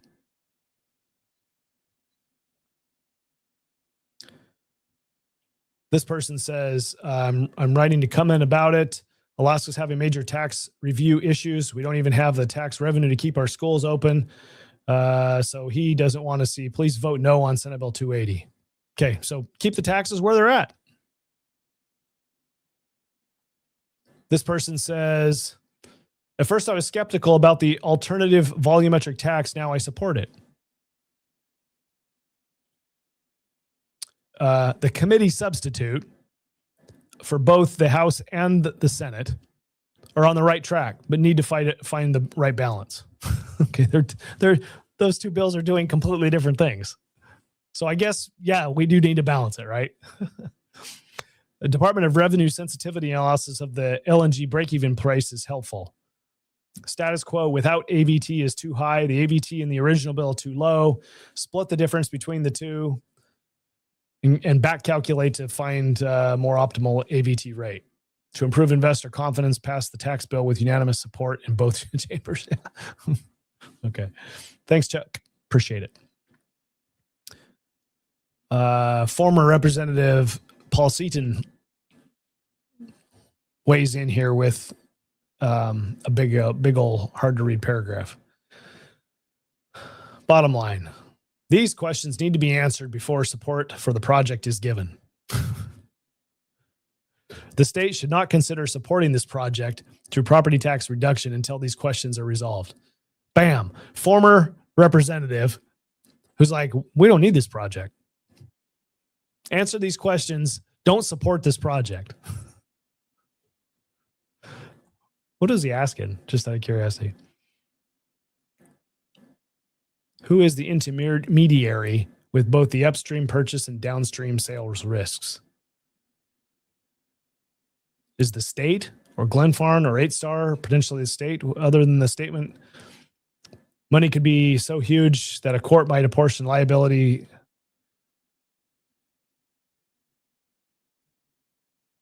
Presentations have said the state could have an additional 5 to 20 point.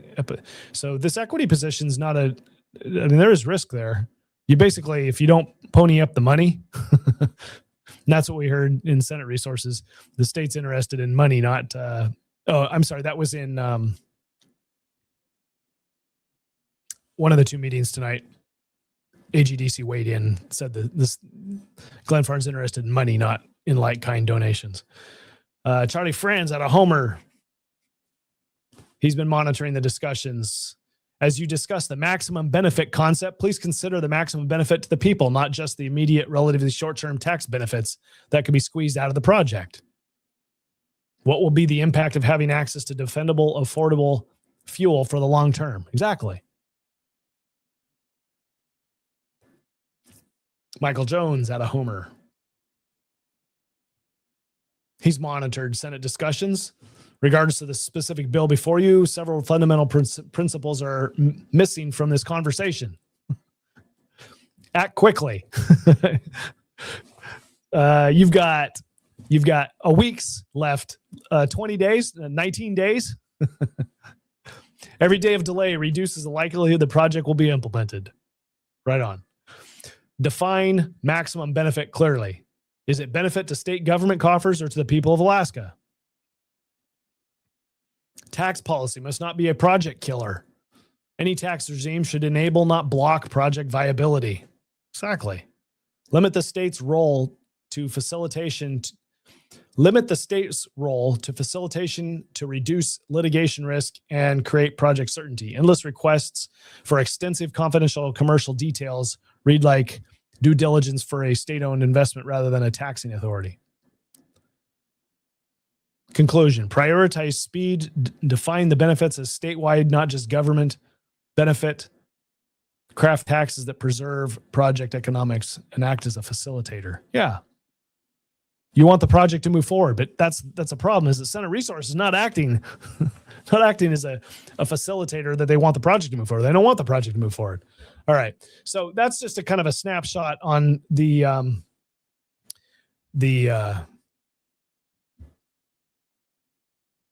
public testimony thus far in Senate Resources. I'm glad that the chamber weighed in. Anyway, I'm not going to rehash that. I'm going to turn to your comments here. Dean had a comment back here that I want to jump back to.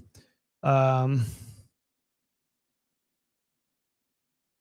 are you going here?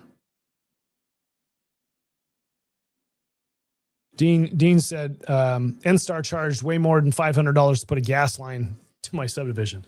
Yeah, you're right. If it only costs residents $500 in Fairbanks to get a pipeline built, and I guess we're not talking apples and apples here.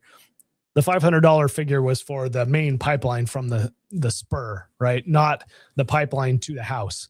and I think it's Christopher says they need to build out more pipelines to homes and businesses in Fairbanks. 2/3 of the homes don't even have a pipeline. Yeah, I don't have gas in Nikiski, and it comes on shore here, not far from our house, right? So a $500 cost for the spur line, plus what is the cost for getting it to your home? It's additional cost, but I mean, it's something that needs to be looked at as a long-term investment. I don't know how you fund it. Sure, there's a way.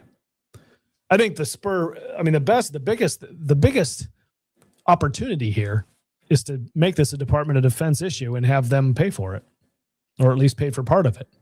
Help reduce the cost. Partner with it, right?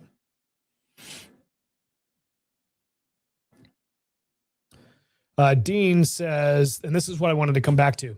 So none of this is relevant if Senate Bill 280 is stalled in committee until it's too late. If this is not finished, the session will never happen in our time. So 280 doesn't have to pass. Remember that House Bill 381 and Senate Bill 280 are both the same bill underneath. They both have committee substitutes to them, but they're both the same bill underneath. So as long as 281 passes from the House into the Senate, then the Senate can take up 281 and pass it, and then it can go to the governor. So Senate Bill 280 that's in resources doesn't have to be the vehicle that ultimately gets to the governor. It could be one or either one of them. Okay. I don't know which one has a greater chance of moving forward at this point. I don't know. It appears that Senate Resources is dragging their feet. I mean, they're talking about gravel today. For goodness sakes. Like, really?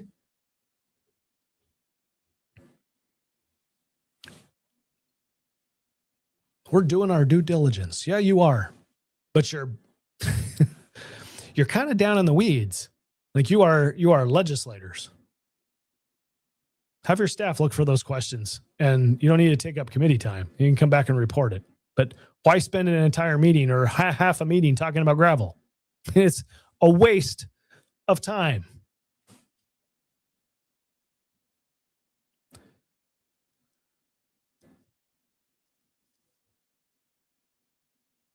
Yeah, I would agree, Craig. Michicki is definitely the most sane government official on this. He's got decades of experience in gas, managing a facility down here.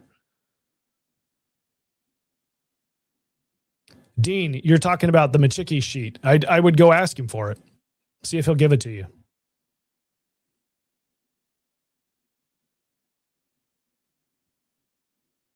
Kevin's banging on the Kenai Peninsula here from the valley.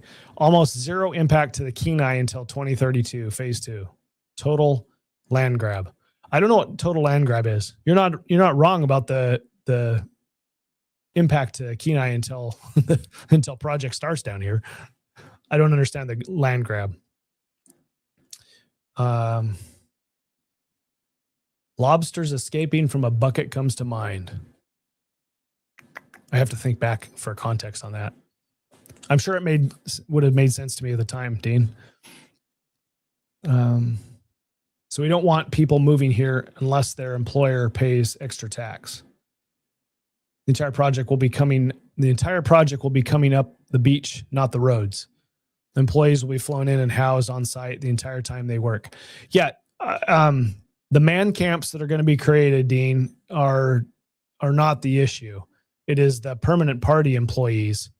Permanent party? That's a military term. Permanent employees that are coming in that will grow the community, right? All of the temporary workers are not growing the community. They're not bringing in their kids, right? That's the short-term workers. They're imported because the majority of them are not coming from Alaska.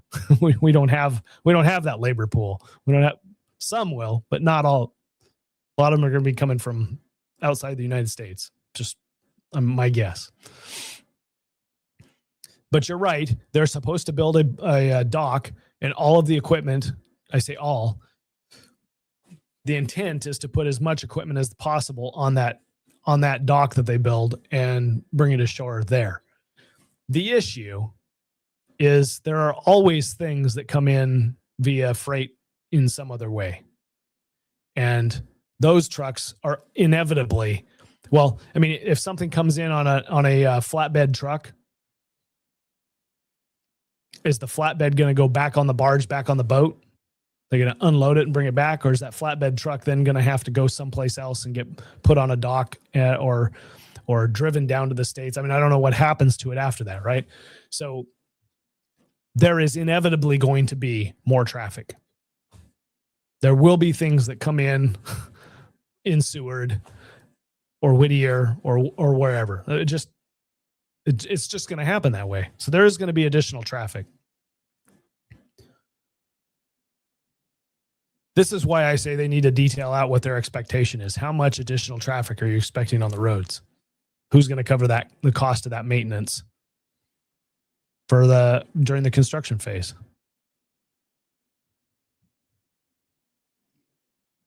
Well, somebody has to worry about gravel, Craig. You can't build a project without it. I'm just thinking that's a Glenfarne worry. That's a Department of Revenue worry. Let them worry about it. Doesn't rise to the level of concern for the legislature, for goodness sakes. Again, gravel's just the thing, right? The larger concept is, well, we can make money off gravel. It's our gravel and we need to make money off of it. Not even understanding where that cost is going to get passed on to, right? It could be gravel. It could be whatever else. It could be asphalt. I don't know.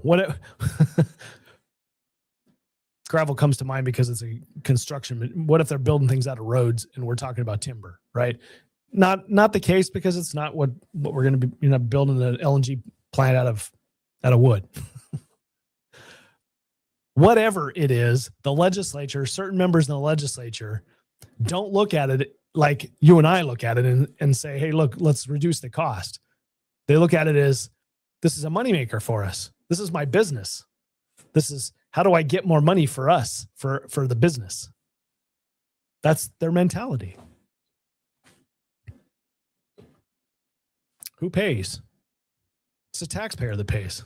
It's the private citizen that pays. They don't see that. Or if they do, they don't care. One of the two.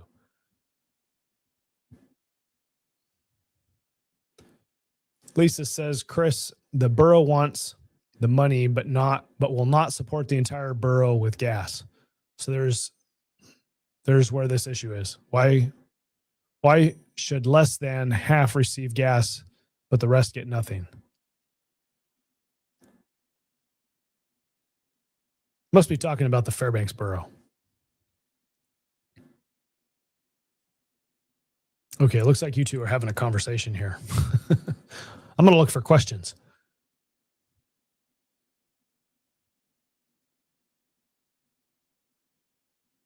You say you think Queen Giesel's not happy with the letter. Could be. She probably disregarded it because she doesn't care. She's going to do whatever she's going to do. I don't think they brought that committee substitute forward thinking everybody's going to like them for it. I don't think that's the case. They had to have known. Like it's more, I really feel like it's more strategic to either kill the project or telegraph you're willing to kill the project. That's what I think it was. You had to know that the state was going to get upset with you for doing that.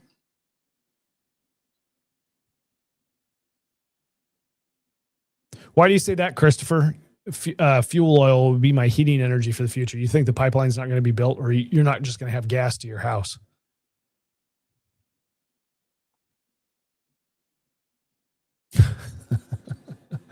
Fairbanks has a battery bank for power outage in the area. They use fuel oil to keep the batteries warm, I assume. Yeah. That's funny. the battery bank probably lasts 15 minutes, right? You get your power up and running in 15 minutes. Probably doesn't last much longer than that.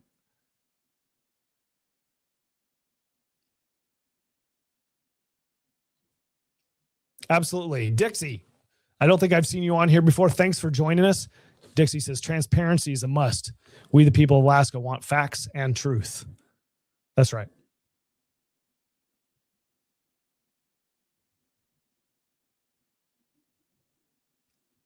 I think it should be criminal that one person can kill a statewide project needed and wanted by the entire state. Yeah, I'm pretty confident that our state law does not criminalize that behavior. Like there is not a statute that you can charge Senator Giesel with, unfortunately.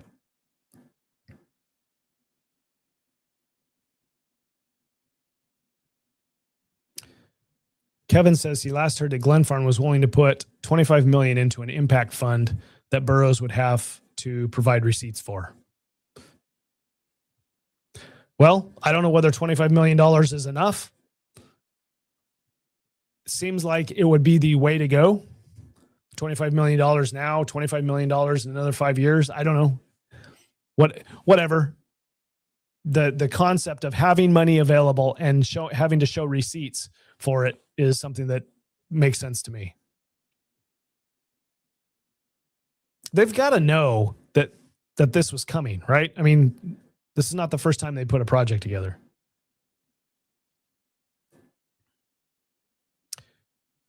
Again, Dixie says this is why each legislative rep need public advisory committee on all major issues. They will initiate the research and offer a decision. The concept of public opinion is vital to the final vote. Yep.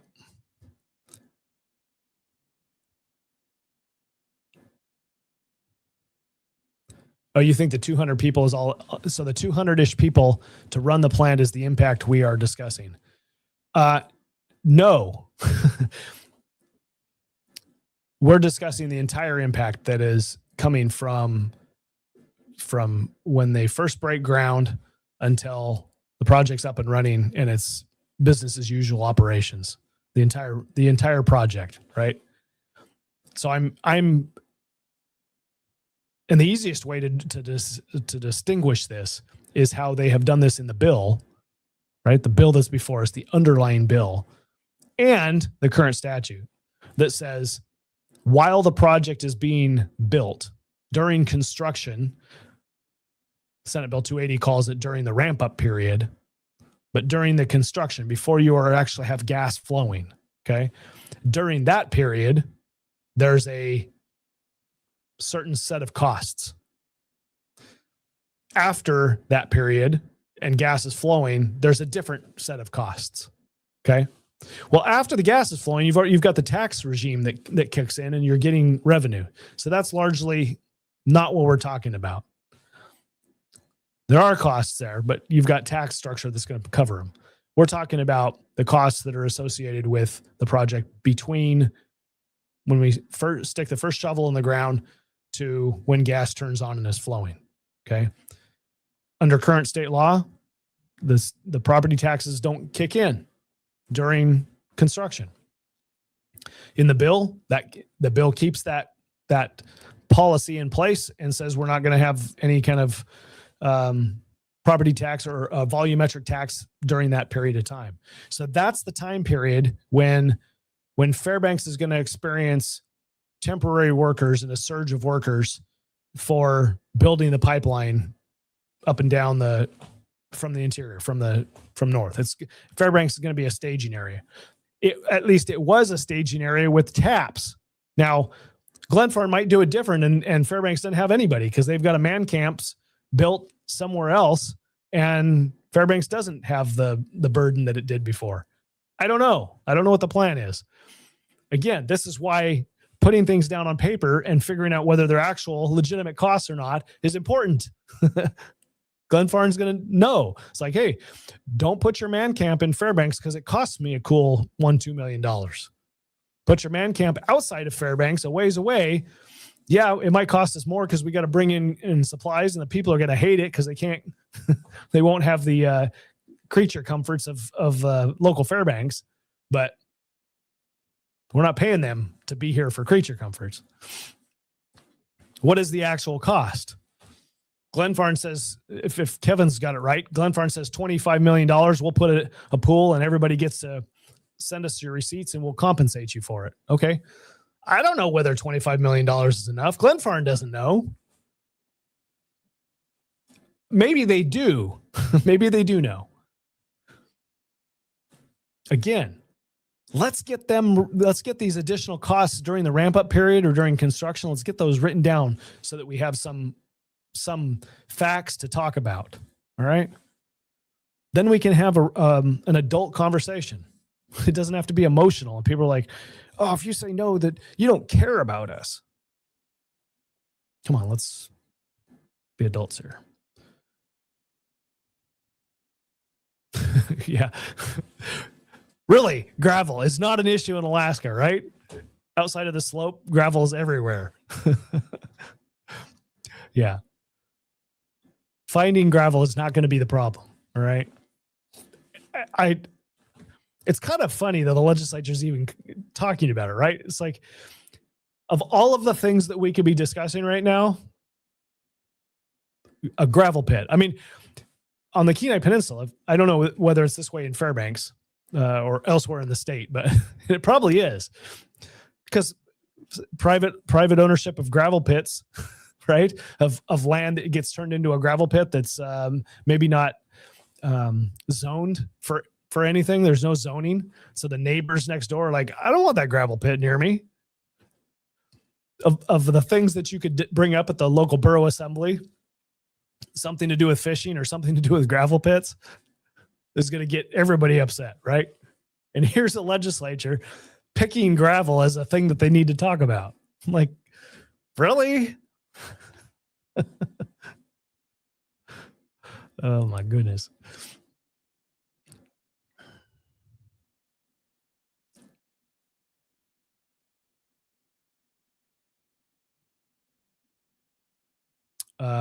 Thanks, Kevin. I think you said that already.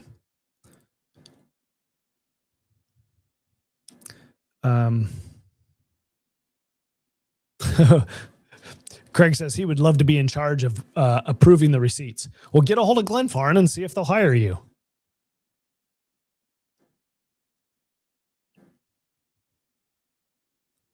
Lynn asks, if they kill the project, sue them for the higher cost of energy.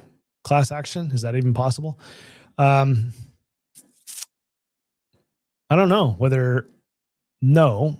Well, I don't know whether the people could sue the legislature. I know the governor can't sue the legislature, but I don't know whether the people can. I would assume that the answer would be no, because the legislature is the supreme. It is the constitutionally, it's the law of the land. It's the decision-making body. So the people have a remedy, and it's called elections. I don't know whether that you could sue. I mean, what would you do?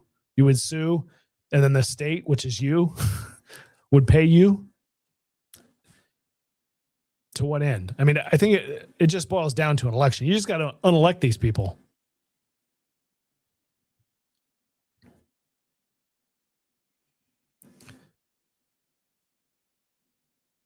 Dixie Steinfeld banner again. Sounds like no one is following PMP principles.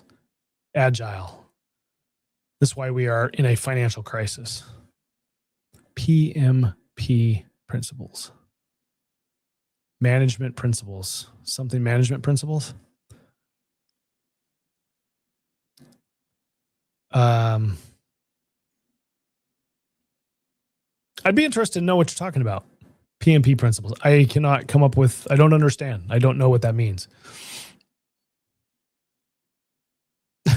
Yeah. Might as well. I mean, Senate resources can do whatever they want, I guess. Probably not. Probably not. There is a single subject rule, and I think fishing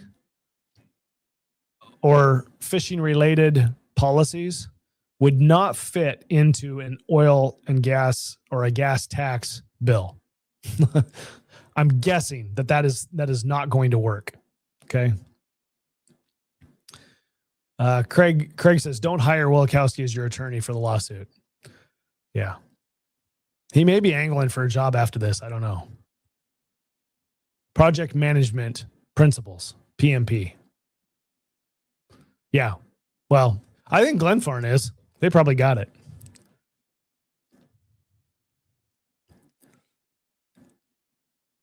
Sarah, thank you for joining us.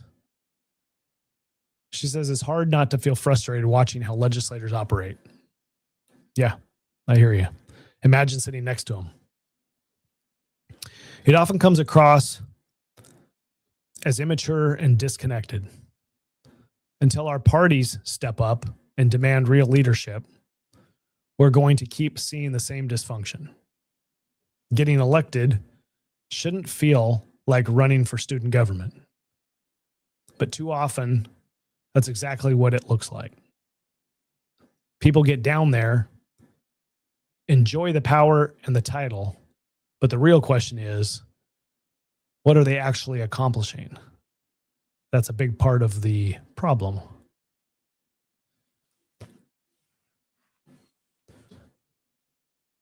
Well, Sarah, I really appreciate your thought on this, and you're obviously you've obviously thought about this, right? And I kudos for that. And you can only see half my face. I'm going to pull your comment down, but I don't think my system here gives gold stars. Like I can't give out the gold star for the best comment.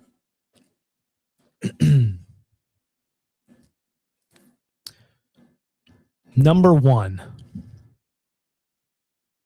what was Governor Dunleavy's slogan when he got elected? Do you remember?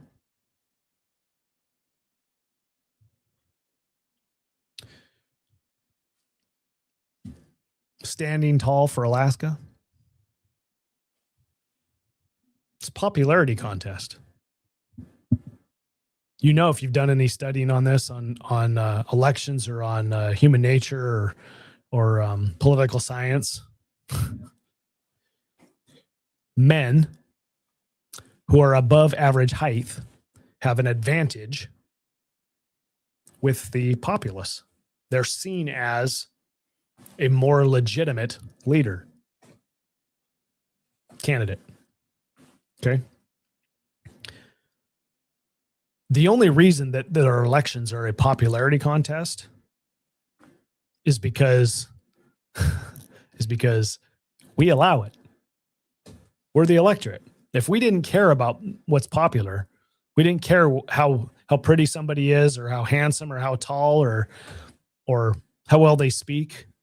All of those things matter in elections because that's what the voter makes their decisions on.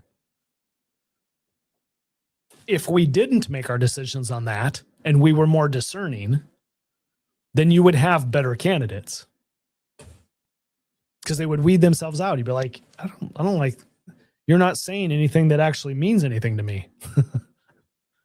So I don't want to take the blame off of the candidate. I certainly don't want to take the blame off the political party, but ultimately it's the populace. It's we, the people, that are not discerning enough, that are not educated enough.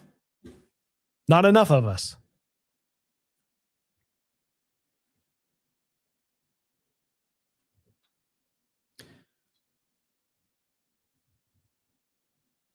Political parties aren't as effective in the state of Alaska as they are in other places.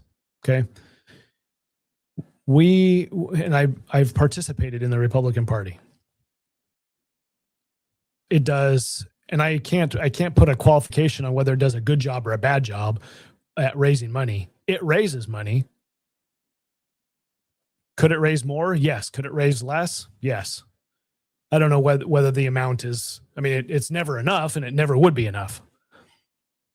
But its goals and its purpose for existing right now is just to raise money and support candidates that the grassroots, the people who are participating, want to participate or are supporting, right? And that's all the extent that we have of influence with the Republican Party. I don't know about the Democrat Party. I don't participate. I can tell you that I don't hear from the Democrat Party down in Juneau. Not that they would be coming and talking to me, but I don't see the evidence that the party is actually lobbying, right? One of the public testimony periods of a committee meeting that I watched just a little bit ago, and I actually provided testimony to, the former chair of the Republican Party provided testimony, and her testimony made it sound like she was speaking on behalf of Republicans because of her past experience. Okay. Well, she's no longer speaking for Republicans, and I don't know that I've heard the current Republican chair, who is the spokesperson for the Republican Party, doing any sort of testimony in the legislature. So that's not to say that she hasn't, but I haven't heard it. So the purpose of the party is not to influence what you see happening here. It's written into the rules that it's supposed to, but it isn't.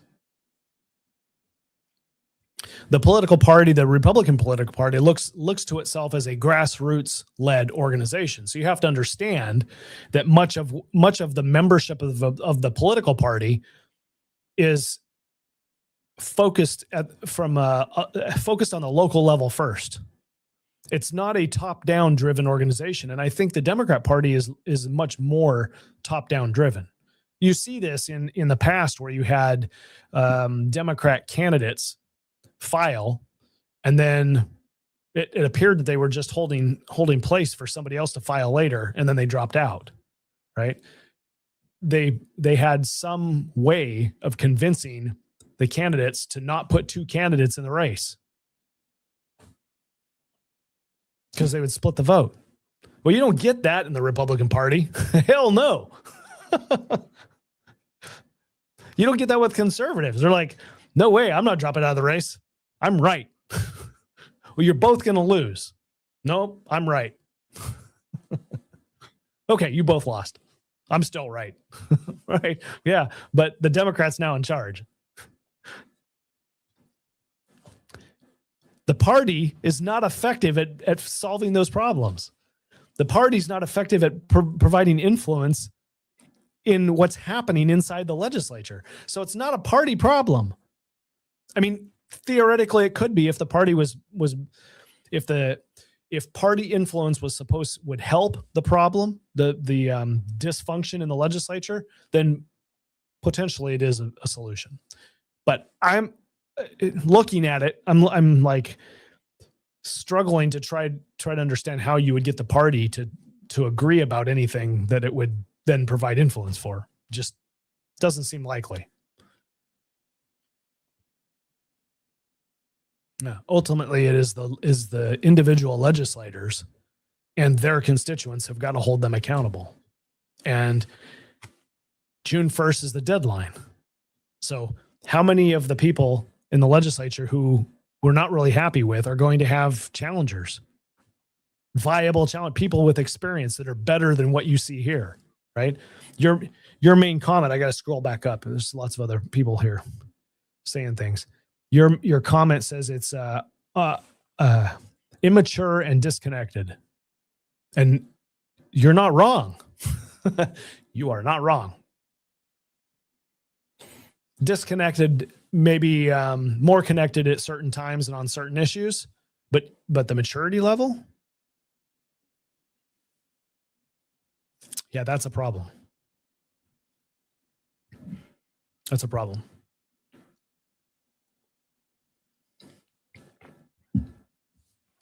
There's not an expectation of being mature. Some might, but it's not something that you can talk about. Like you don't have a caucus meeting. And you're like, oh, today we're going to be mature. I mean, everybody would be upset. Why are you saying I'm not mature? You took offense to that? Maybe you're immature.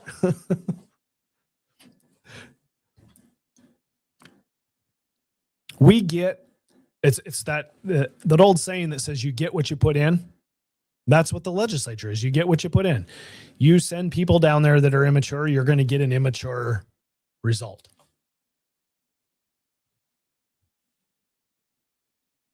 It's self-government. It's a reflection of who we are. Thank you, Sarah, for taking the risk and asking the question and putting your thoughts out there like that. You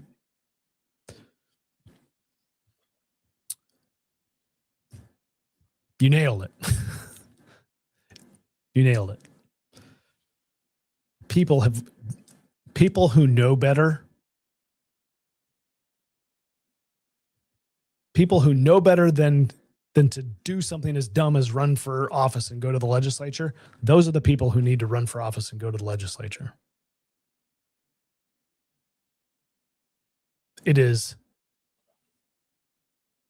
self-sacrifice. It's selfless service.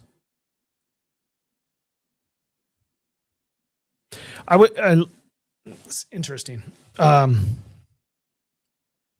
There was I don't know if this is pertinent or not. There's a video that has cropped up on social media showing the incident that happened at the most recent Trump assassination attempt, which hard to say that's an assassination. He could be shooting anybody, but it was at the what the heck was it? The event that would just happen. I'm forgetting the name of it. It'll come to me in a minute. Anyway, you know what I'm talking about.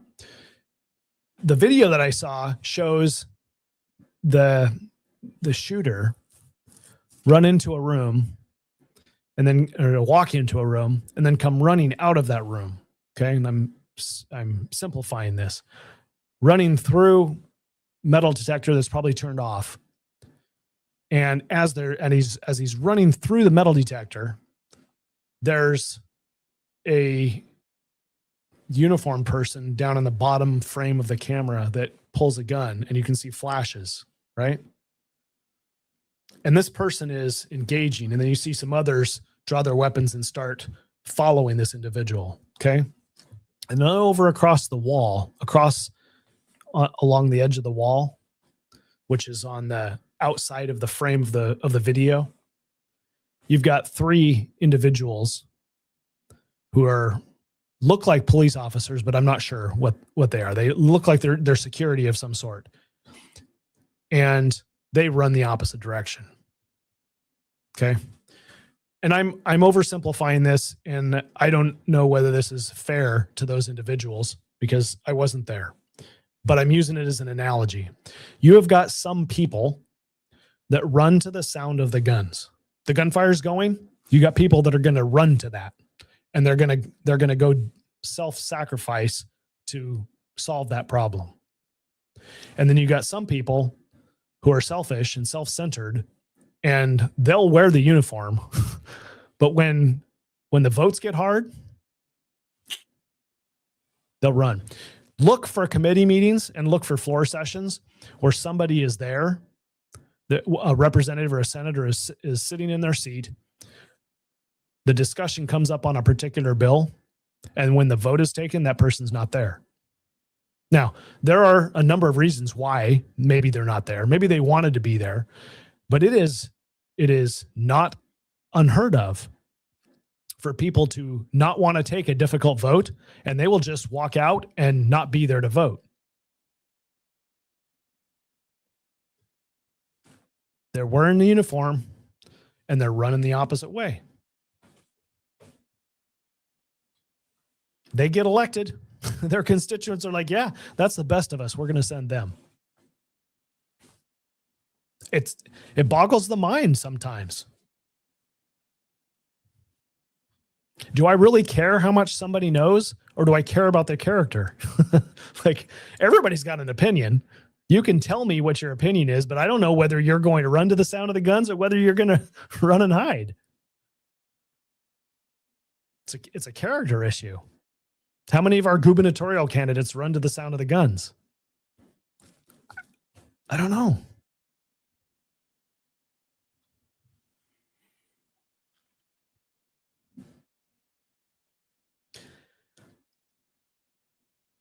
It's self-government. It only works.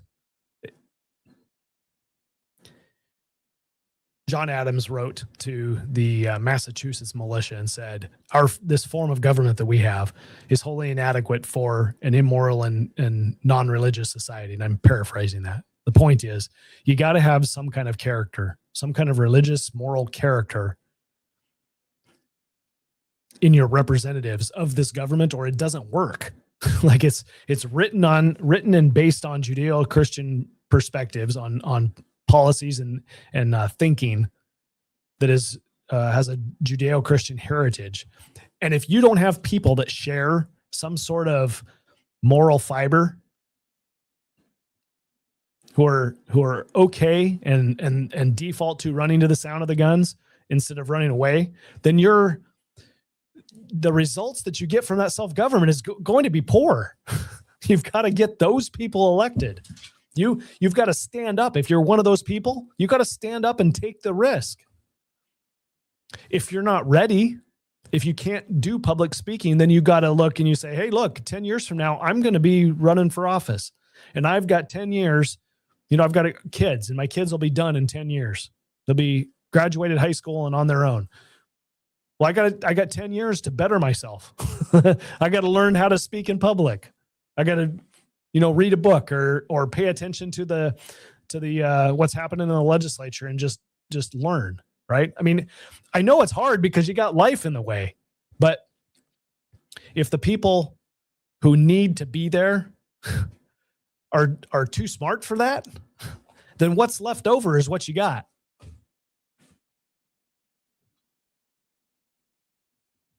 I don't know whether that helps, but yeah. And how much cleavage they show. Yeah. If you're a man, you're tall. Works great. If you're a woman, yeah. Sex appeal, right?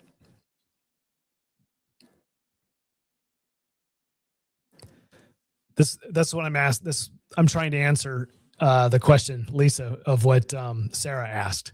Same answer I've got for you. When does it have integrity? When you send integrous people to the legislature. And don't misunderstand me. There's nobody around you. There's nobody alive that's a perfect person to send to the legislature. We're all fallible. We're all have strengths and weaknesses. Okay. So I'm not arguing for the perfect person to run for some office because we'd have nobody in office. There aren't perfect people.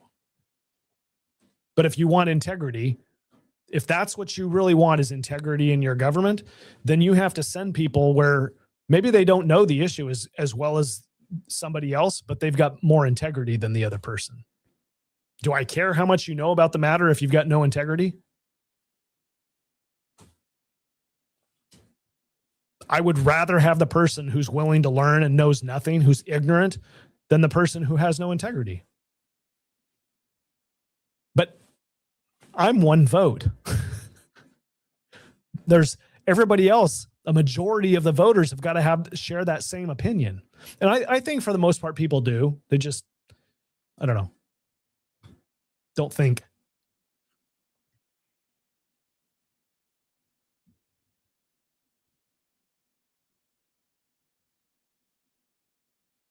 Lynn says perhaps the left has files of dirt on candidates and leverage them to get out of the race. I don't know. I would argue that there's probably Republicans or people who are supporting Republicans that are going to do the same thing. It's not the lack of integrity piece is not a left or right thing. Yeah, perfect. We get the government we deserve because of what we put in. What you put in is what you get out.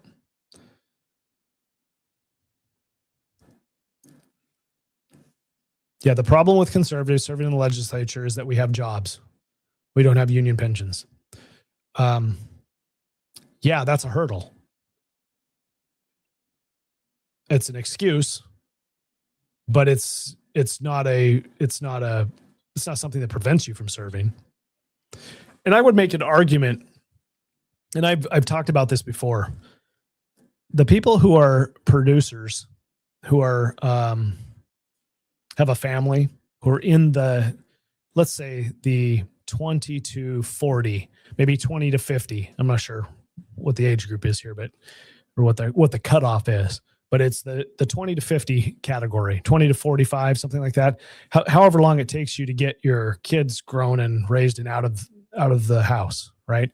It's from that empty nest to your 70s, whatever age that is. That's a group of people that have the experience necessary to serve and do a good job in the legislature. As long as they've done the other things in life, the I'm able to speak and I'm able to think and I'm able to hold my tongue and keep my cool and I have integrity and all of the human relation pieces of this, right? As long as they've developed that along the way, they don't have to know what's going on in the legislature. They'll figure that out. They figured out how to raise kids. They figure it out. They've worked all through that time period. They'll figure it out. You don't need to know everything before you go to the legislature. What you need to be is integrous and honest and treat people the way you would want to be treated. Those are things that are necessary.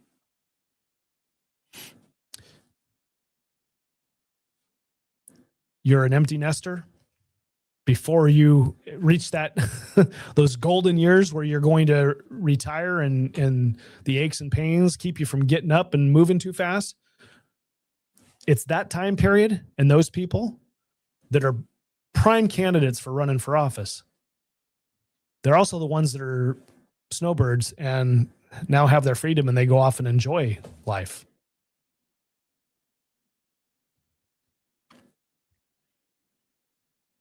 I personally think that group of people have got their priorities out of whack. If they're not participating, they're not giving back to and helping lead. I say giving back. That's probably the wrong word. They're not helping lead the next generation. You can't do it. Is hard to do it when you've got kids, right? It is hard to do it. But once the kids are gone, now what's the excuse? Oh, it's my work. It's my whatever. You can always find an excuse not to do it.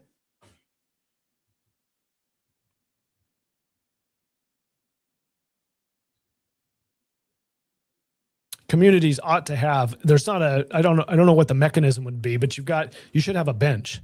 You're like, okay, you go down to the legislature, you've never been there before. It's going to take you a year, maybe 2 years to get things under your belt, figure things out and get good at what you're doing, right? By the 6th year, 3 terms, by the 6th year, if you're smart, you've learned about as much as you're going to need to learn to be effective down there. Probably time for you to come home and do something different.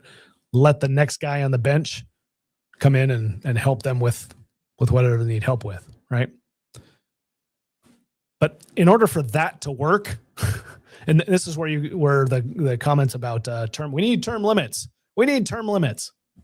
Well, if you had an electorate who was willing to just step back and say, you know what, I've done my time, and there's another guy waiting in the rings or gal waiting in the wings, ready to step forward, right? That's the way the system's supposed to work. But we've got problems where nobody wants to step forward. Nobody's willing or able to step forward, and that's part of the problem.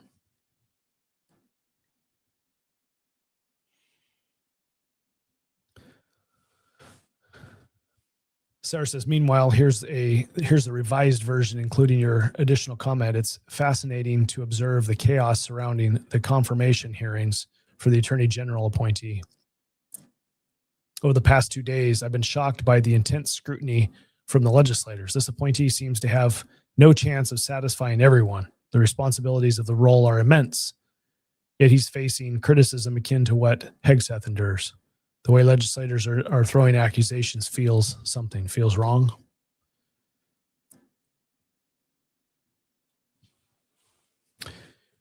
Yeah, if you don't have people of character in the legislature, then you get questions that resemble people without character, without good moral character, right?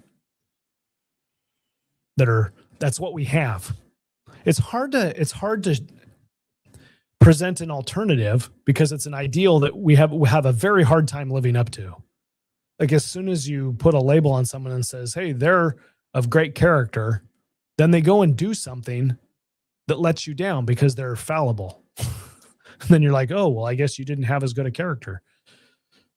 Yeah, well, nobody's perfect.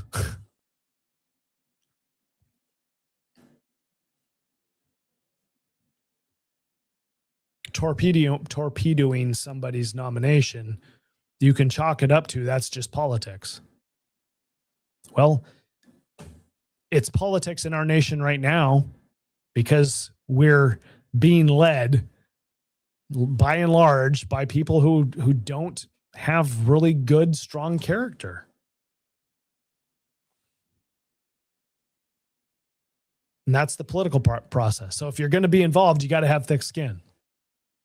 That's life. I mean, disciplining your kids, you got to have thick skin, right? It's not fun disciplining your kids. I mean, if it is, you got a problem. You got to have thick skin. You're like, I have to do this because you need the discipline. You need to know the difference between right and wrong. So I have to discipline you. You got to have thick skin. It's the same concept when you go to the legislature and somebody's going to say something to you or about you and you're like, well, that really hurts. Well, you got to have thick skin. You got to realize they've got their opinion and it doesn't really matter. I'm going to put myself out there anyway. Teddy Roosevelt has the saying, the paragraph about the man in the arena, right? That's a truth. Everybody that criticizes outside of the arena, it doesn't really matter. It's the person fighting the fight inside the arena. That's what really matters. Everybody's got an opinion. All you have to do is not listen to their opinion, and there's no power there. Stop listening. Anyway.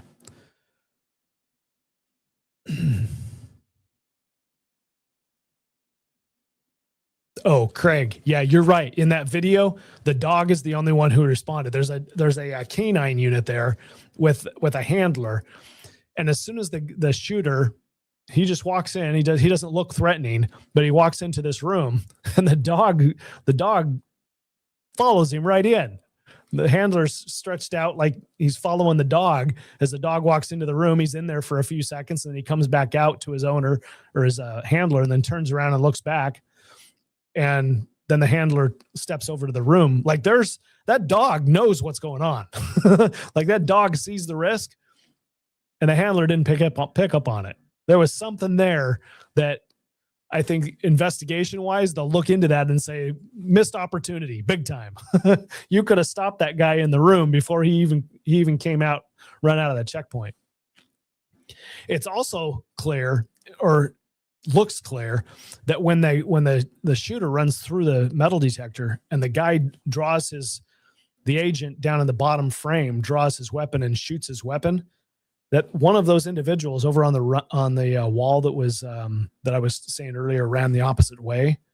One of them looks like they probably got shot, and I don't know whether that's the person that was wounded or not. But they're crawling and have to be picked up and helped carried away. So I don't make light of it because it's a serious situation. But the dynamics in that situation just could have been so much better if they were not complacent. Clearly, they were breaking down. They were tearing down the metal detectors. Like they'd already let everybody in. Why do we need metal detectors? Everybody's already come in. Why do we need this checkpoint? Everybody's already come in. We're just breaking it down. No, nothing to worry about here.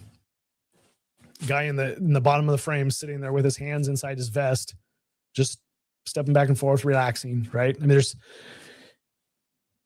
the defensive posture, the threat posture was really low. They're not expecting that to happen. Clearly, The dog is the only one that that was alert. Let's put it that way. Craig, I don't know the answer. Who's going to take Steven's seat? If nobody else runs, it'll be Louise Stutz.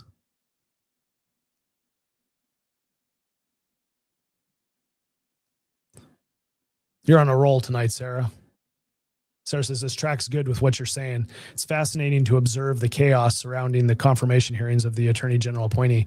Over the past 2 days, I've been shocked by the intense scrutiny from the legislators. This appointee seems to have no chance of satisfying everyone. The responsibilities of the role are immense, and he's facing criticism akin to what Hegseth endures. The way legislators are throwing accusations feels almost like a game. It's quite absurd. It's not a game to them. They don't like him because he's not like them, right? He's polarizing, or he's I don't know. I haven't witnessed the criticism, so I can't speak to it, but it's not like I watched a judge come in there, former judge, and I watched Democrat legislator accuse that man of sexual improprieties, of sexual assault. No proof, no nothing. Just throw it out there. Get people to not vote for him.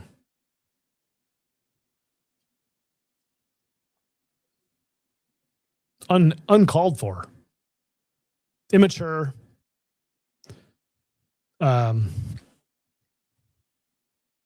something you do in polite society, right?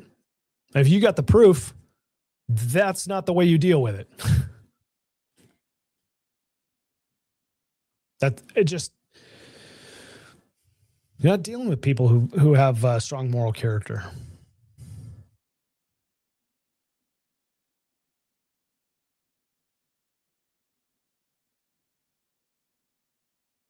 Yeah. Explains a lot. The legislators are leftovers. Yeah, with some exceptions, right?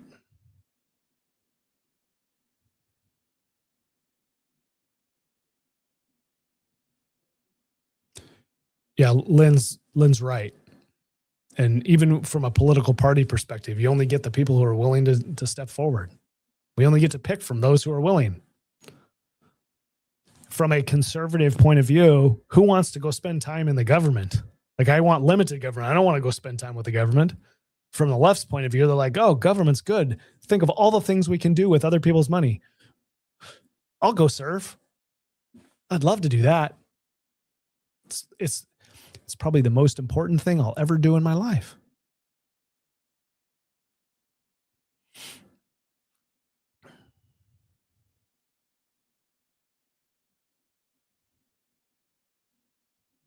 Yeah, you're right.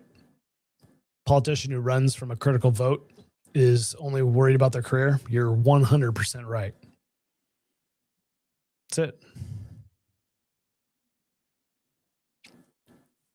Was that a duplicate statement? I knew that some of that was similar. Did you just copy and paste? Anyway, whatever. You got to make your point twice. All right. Lynn's got it right. No such thing as retirement. You can't find it in the Bible. There's no retirement in the Bible. It's not a biblical concept to retire. What, retire from what? Life? Retire from working? Retire from putting effort into things, from influencing people?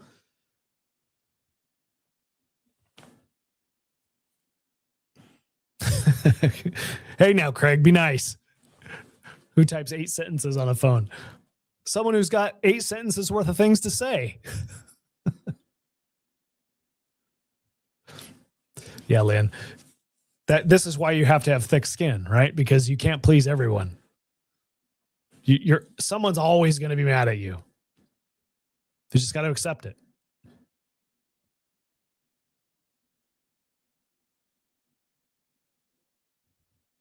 Yeah, it could be a persecution. I haven't seen the, I don't know, did they reach a point where they failed the vote? Did he not get nominated? Or did his nomination not get approved? I don't know what stage we're at here. If the conversation was happening, then he probably didn't get nominated. or his nomination didn't get approved is the way to say it. I don't know. I'll have to check on that. Anybody know?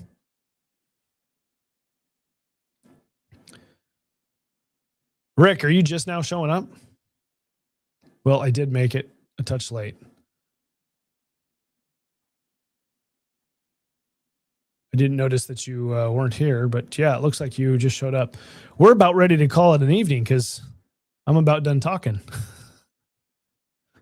Retirement equals career change. Yes. A new stage in life, right? This is the thing is I subscribe to the John C. Maxwell theory of leadership and definition of leadership. All right. Leadership is influence, nothing more and nothing less. You can lead yourself or you can not lead yourself. You can lead others. You can not lead others. You can have a position of leadership. You can not have a position of leadership. Throughout all of those different options, it's just influence. Leadership is just influencing somebody, influencing your kids, influencing your spouse, influencing coworkers, or influencing your boss. Maybe it's influencing your employees because you are the positional leader. It's all influence. So for those people that are like, I'm retired, I'm going to stop influencing. Right? I'm just checking out. I'm about me now.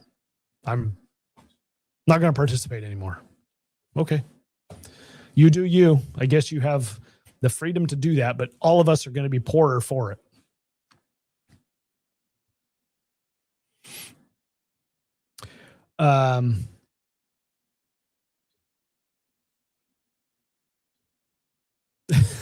Yeah.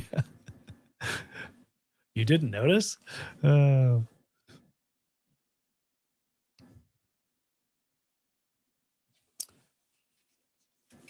I guess yeah, I didn't. Sorry. What I noticed is that there's some new people here that I don't recognize, and that's what would caught my attention.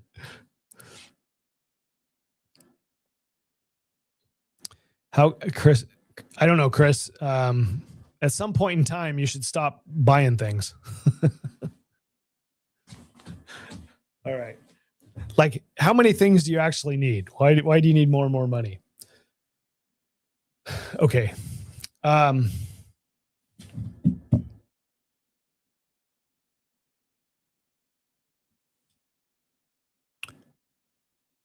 Rick asked if the governor vetoed the defined benefits bill. I haven't heard that he has. He's only vetoed the election bill, but I don't know about the defined benefits bill. My guess is it sits on his desk for a while.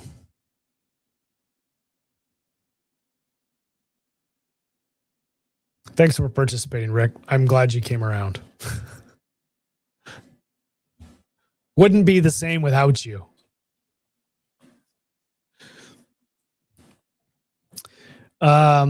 Yeah, Craig says I should give a tour of the farm.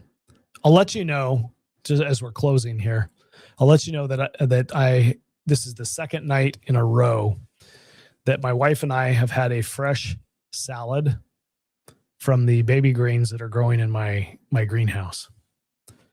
Lettuce, basil, mustard, arugula. Can't remember what else. Anyway, I'm not a super big salad guy, but I do like a good salad. It's got to have meat next to it. Otherwise, something just crashed. You guys hear that? I think my house just fell down. Something. I guess that's the missus saying, "Hey, you're done." I guess I better go. Something just crashed loud. I don't know whether you could hear that. So we've got fresh greens growing in the greenhouse. One of these days I'll bring a picture up or a video and show you what it looks like.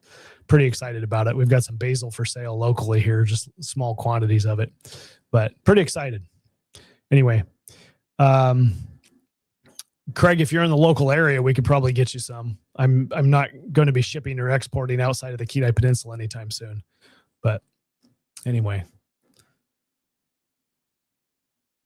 next week we'll bring some pictures and show you what we're working on. It's pretty exciting. I think that we could scale this up and we all could benefit from the technology I put together. So, all right, y'all have a good rest of your Friday night, and don't stay up too late. We'll have a good weekend, and we will see you Monday night.